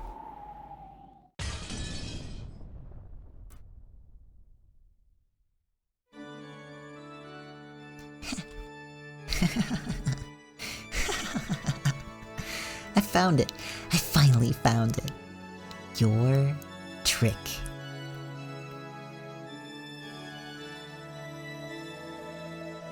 That was a close one. If I'd gone and said that there was nowhere to hide except inside the closet, she'd have said, "Too bad, the closet is empty." Huh? No, wait. It works the same way in reverse. I see. Now I get it. It's an interchangeable logic trick. Damn that Bantam.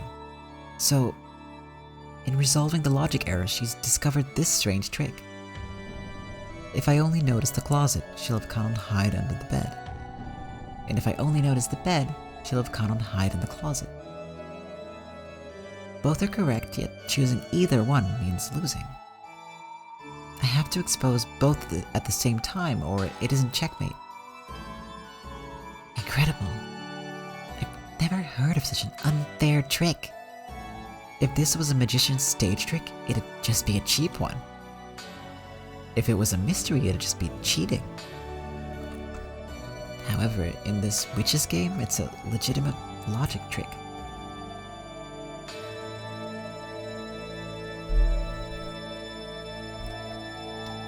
In chess, it'd be called a double check. No, a discovered attack.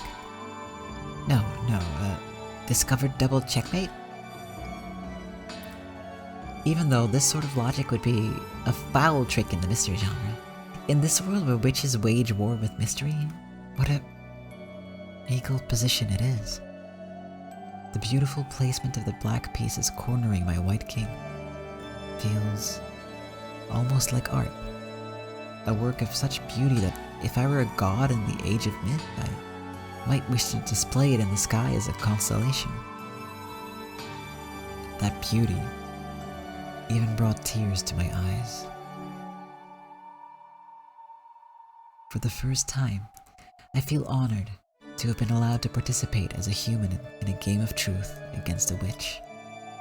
And, ironically, It taught me, a person who has always believed that there is only one truth, that truth isn't necessarily always singular. If I just broaden my perspective, I can see a completely different truth. And though each of those truths are true, both are incorrect if they are all you can see. In my life until now, just how many truths have I turned my eyes away from because I was blinded by some trivial truth? This is the truth of the world.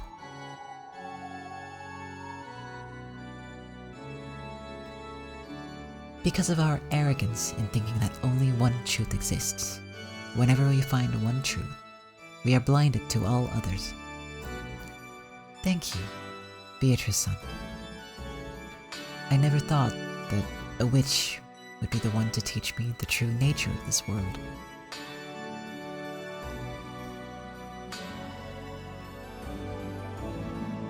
Slowly, with a soft and gentle motion, like a flower opening, with the morning dew dripping down its side, Erica raised her gun.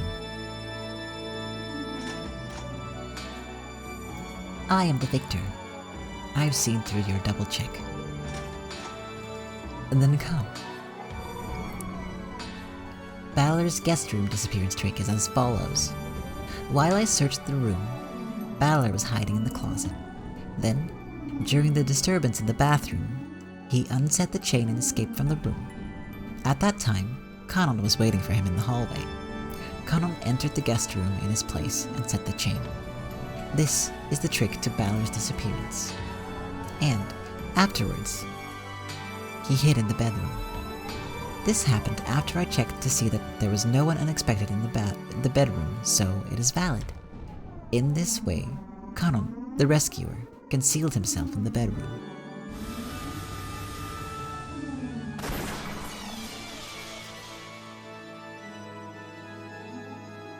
Erica's blue bullet flew in a strange arc, became a wedge of blue truth, and pierced straight down through the bed and the floor beneath. Beato didn't pull her trigger. However, she did quietly argue back with the red truth. Kanon does not exist inside the bedroom. The goat attendees gasped. It had appeared as though Erica had been defeated, denied by the red truth. To goats who can't see more than a single red truth, it probably looks as though I've lost.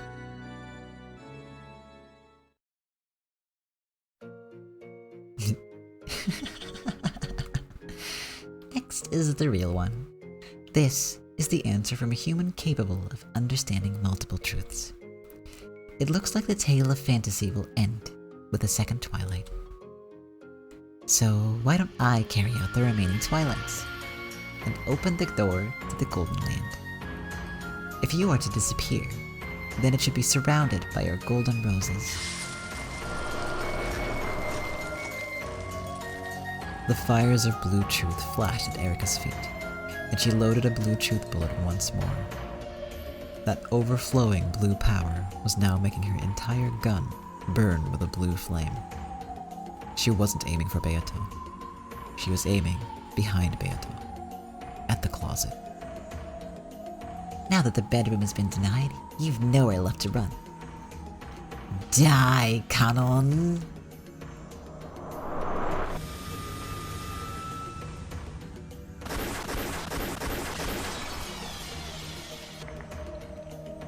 The 5 wedges of blue truth she released grazed Beato's cheeks, hair, and shoulders.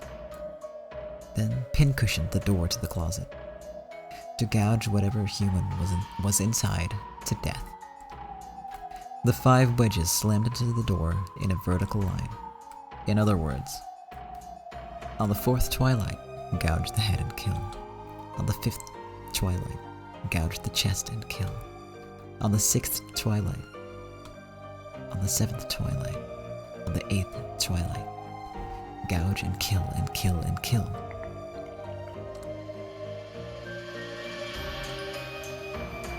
after being gouged by so many thick and sharp wedges. The human inside wouldn't stand a chance.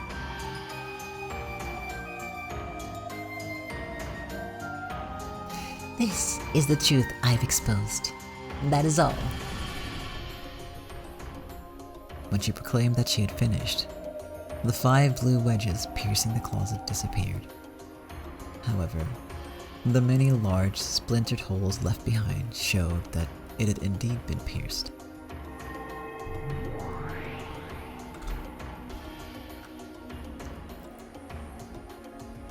Then, as though this had concluded the ceremony that led to the Golden Land, the space that was the constructed guest room became countless golden flower petals and drifted away. Now, the duelists and the crowd of attendees were surrounded by the golden rose garden of the Golden Land. However, the closet behind Beato remained. It stood there, all by itself, like a coffin. Then, as though teased open by a desolate wind, the hole-covered closet door slowly opened. Inside was a human figure. That figure was covered up to the head by what appeared to be a greenish-gray robe. Of course, that also had large holes showing that it had been stabbed into. Eventually, it became clear that this was not a robe but a raincoat. If he had rushed here from the guest house, then there would be nothing strange about him wearing this into the guest room. Then, with a rustle, the raincoat lost its human shape, crumpled, became a cloud of gold butterflies, and disappeared.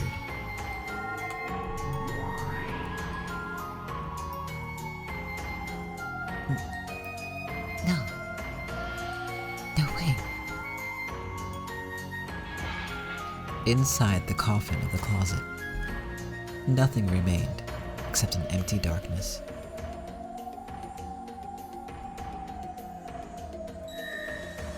Kanon does not exist in the guest room.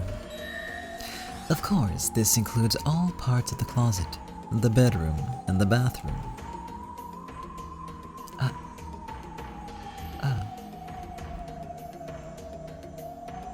Kanon let Battler escape and hid in the closet, and then he used magic to disappear. This is the witch's truth, and that is all. The duel is decided. Cease.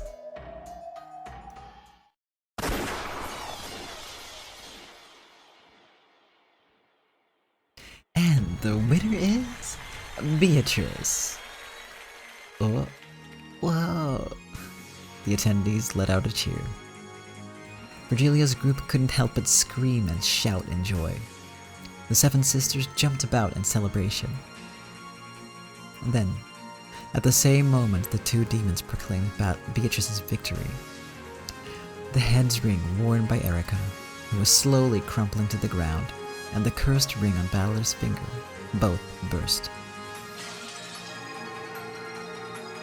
At the same time, Battler coughed violently. Battler was starting to regain consciousness.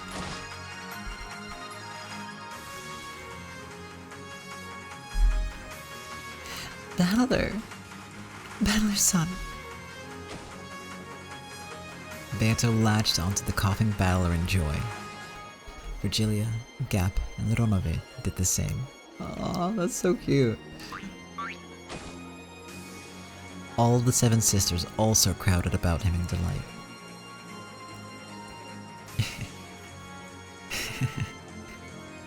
That's a nasty trick. Sure something like this counts? With a trick like this one, those humans will start complaining again about how this isn't mystery. No, it's a splendid trick. That just can't be seen by people without love. Battler's son.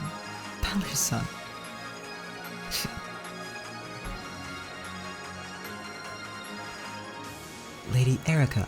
Lady Erica! Someone, help her, quickly!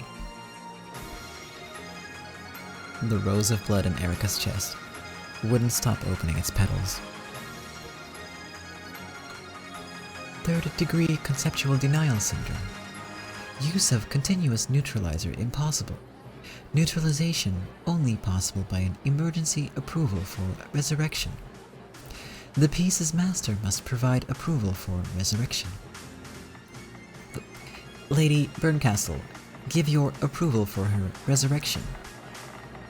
Lady Berncastle, where did she go? Search request to ceremony guards. Find Lady Berncastle. Understood, ma'am. All Chesters, data link. Search formation, not information. How despicable to think that a master wouldn't watch her piece's jewel to the end. Know that it is despicable in the extreme. After learning that her master was already nowhere to be seen, Erica, who was being held by Glenor, didn't feel lonely. On the contrary, she was relieved that she wouldn't need to be brutally scolded in the last moments of her life. Gods and demons, tell of her noble passing for generations to come. Noble? The villain is supposed to die pathetically so the star of the show can shine.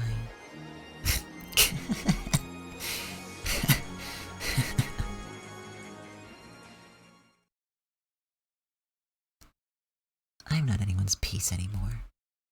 I can finally control my own role.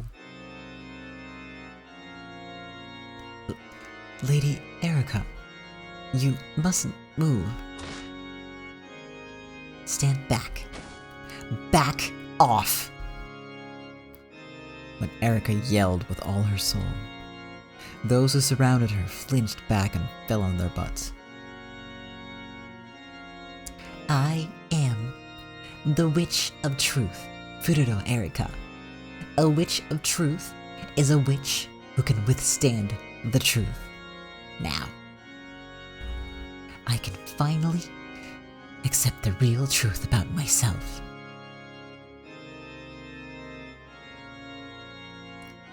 The toxin of her own concept being denied raced through her. Her vision was already starting to blur. At the other end of her twisted range of vision were Battler and Beato, hugging each other and looking at her.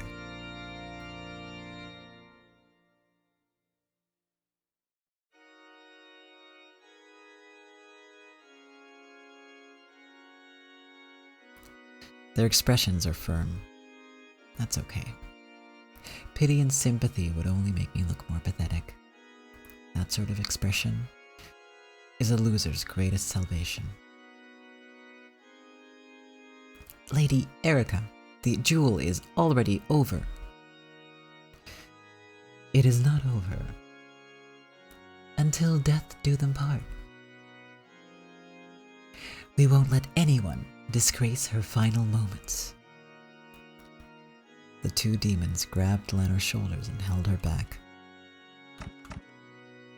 Dripping blood, breathing heavily, and with an awkward gait, Erica walked towards Beato and Battler despite it all.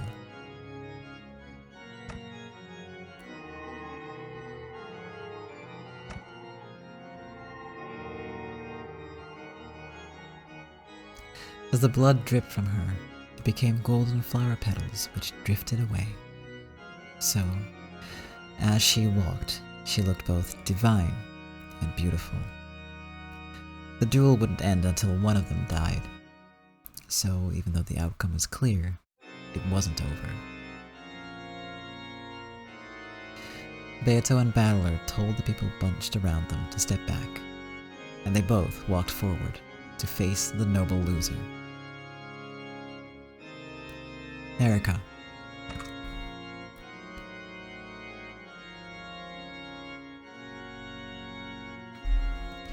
Congratulations on your resurrection. Seems you have bad luck with women. You'll never get a normal one to like you. True. And I'd never fall in love with a normal woman. Beato. Now, I ask this of both of you.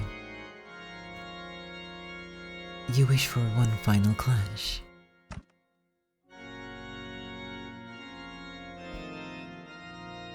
Erica. Very well. We are not so boorish as to refuse your noble request. Thank you. As her consciousness began to waver, Erica raised her gun again. She pointed it at the two of them. Beato also raised her gun to point at Erica. Then, Battler placed his hand on hers. It's already resolved. What more could there be to argue about? Erica-sama. Why am I powerless to help you now? Watch till the end. That's your job as her friend, isn't it?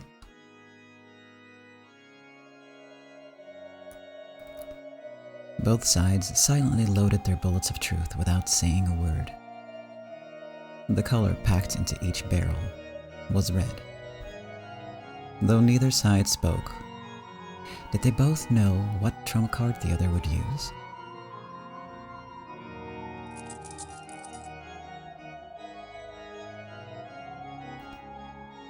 With this being the end, I thought that I should properly introduce myself.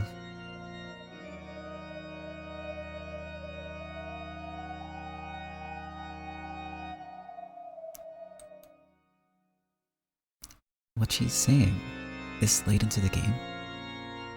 No one could imagine what red truth Erica had loaded. Beato, are you sure?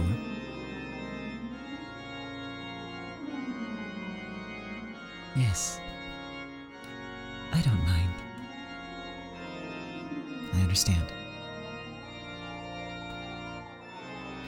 Let's at least pull the final trigger together. I know. Battler placed his own hand on top of the finger that Beato had around the trigger. Battler-san, I'm glad I met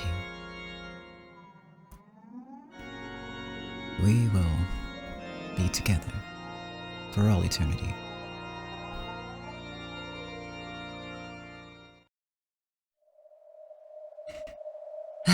So you have to flirt right in front of me. This was starting to piss me off anyway. A teary farewell scene is definitely not for me. If you ask me, a villain's gotta wear this face to their very last moments. That's a nice look. Married life with you would probably have been fun enough to make me vomit. Of course. I would have locked you in a world of such constant back-arcing pleasure that it would have taken Beato-san completely off your mind.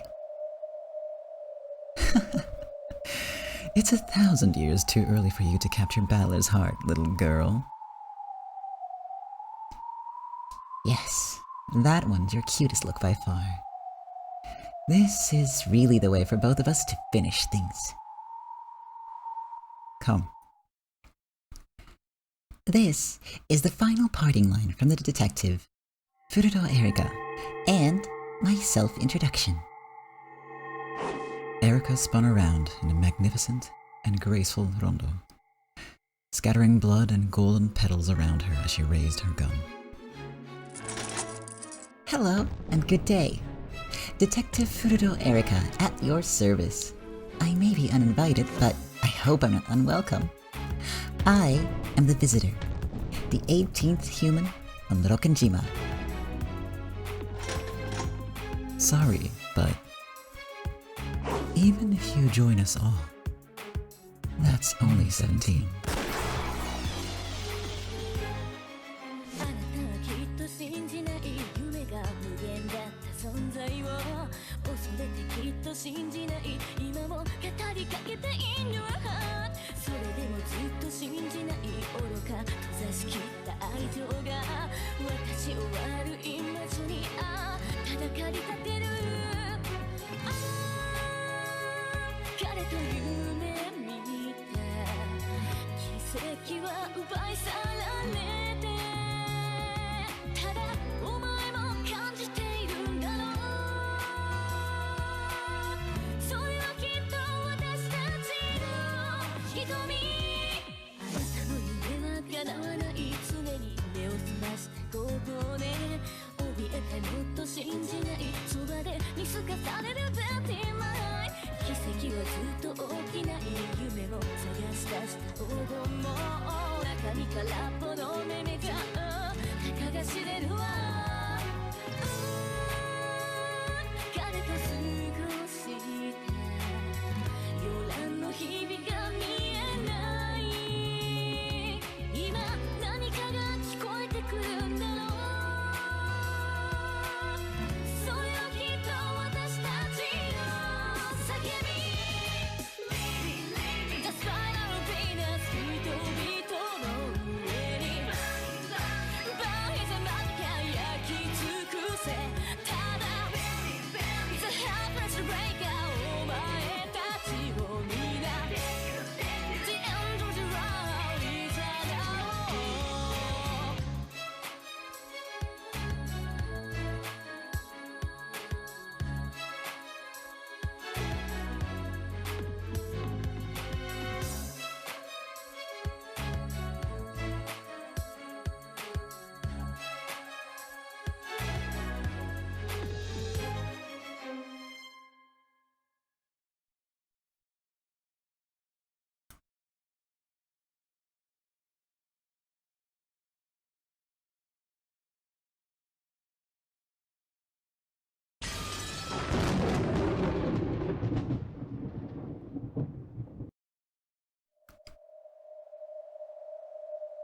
And there you have it.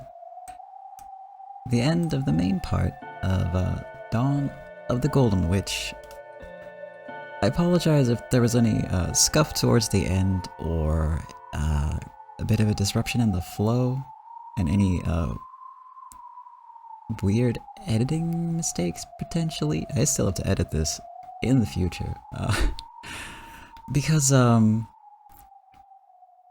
this stream was plagued with technical difficulties, so I had to re-record about 20 minutes of this, and now I'm going to have to splice it together and then layer audio over a slowed down video because at the end it turns into a video instead of, like, you know, you click for the next line, but it's timed ridiculously, so it's like the sentences are only there for a second, so if you're reading along, you're not going to be able to fucking follow it, so I'm going to slow it down, layer the audio over it, and time it so that it still reaches, like, the end credits song at the same time. Like, I don't know how I'm going to do any of this.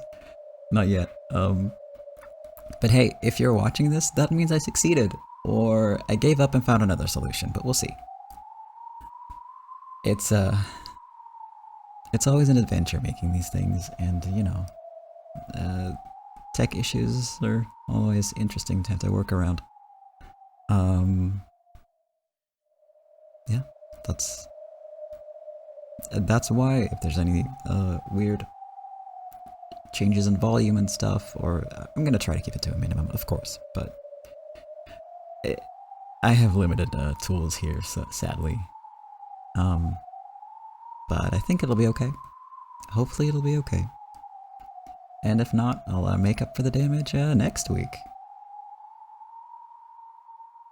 Because we're just gonna keep going with Dawn of the Golden Witch.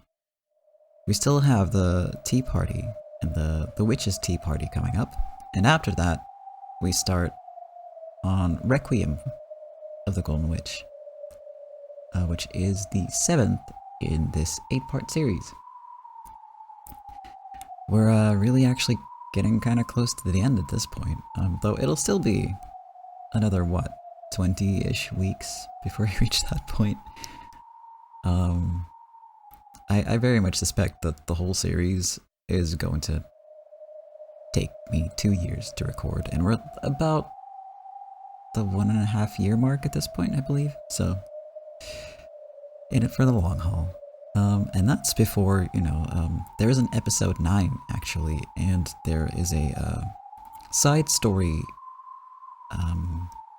game with, like, just little shorter stories, and those are, at some point, going to be translated and released on, I think right now it's just the Switch, so I'll have to figure out, like, some way to capture that, but where there's, I am unstoppable when it comes to Umineko. I think I've proven that to myself at this point. Tech issues, other nonsense, we've overcome it all. So that's gonna keep happening. Definitely gonna read that once it's out in, a form that I can actually read. Otherwise, I would just get the Japanese version, and read that to you. If I could do that, I would. Anyway,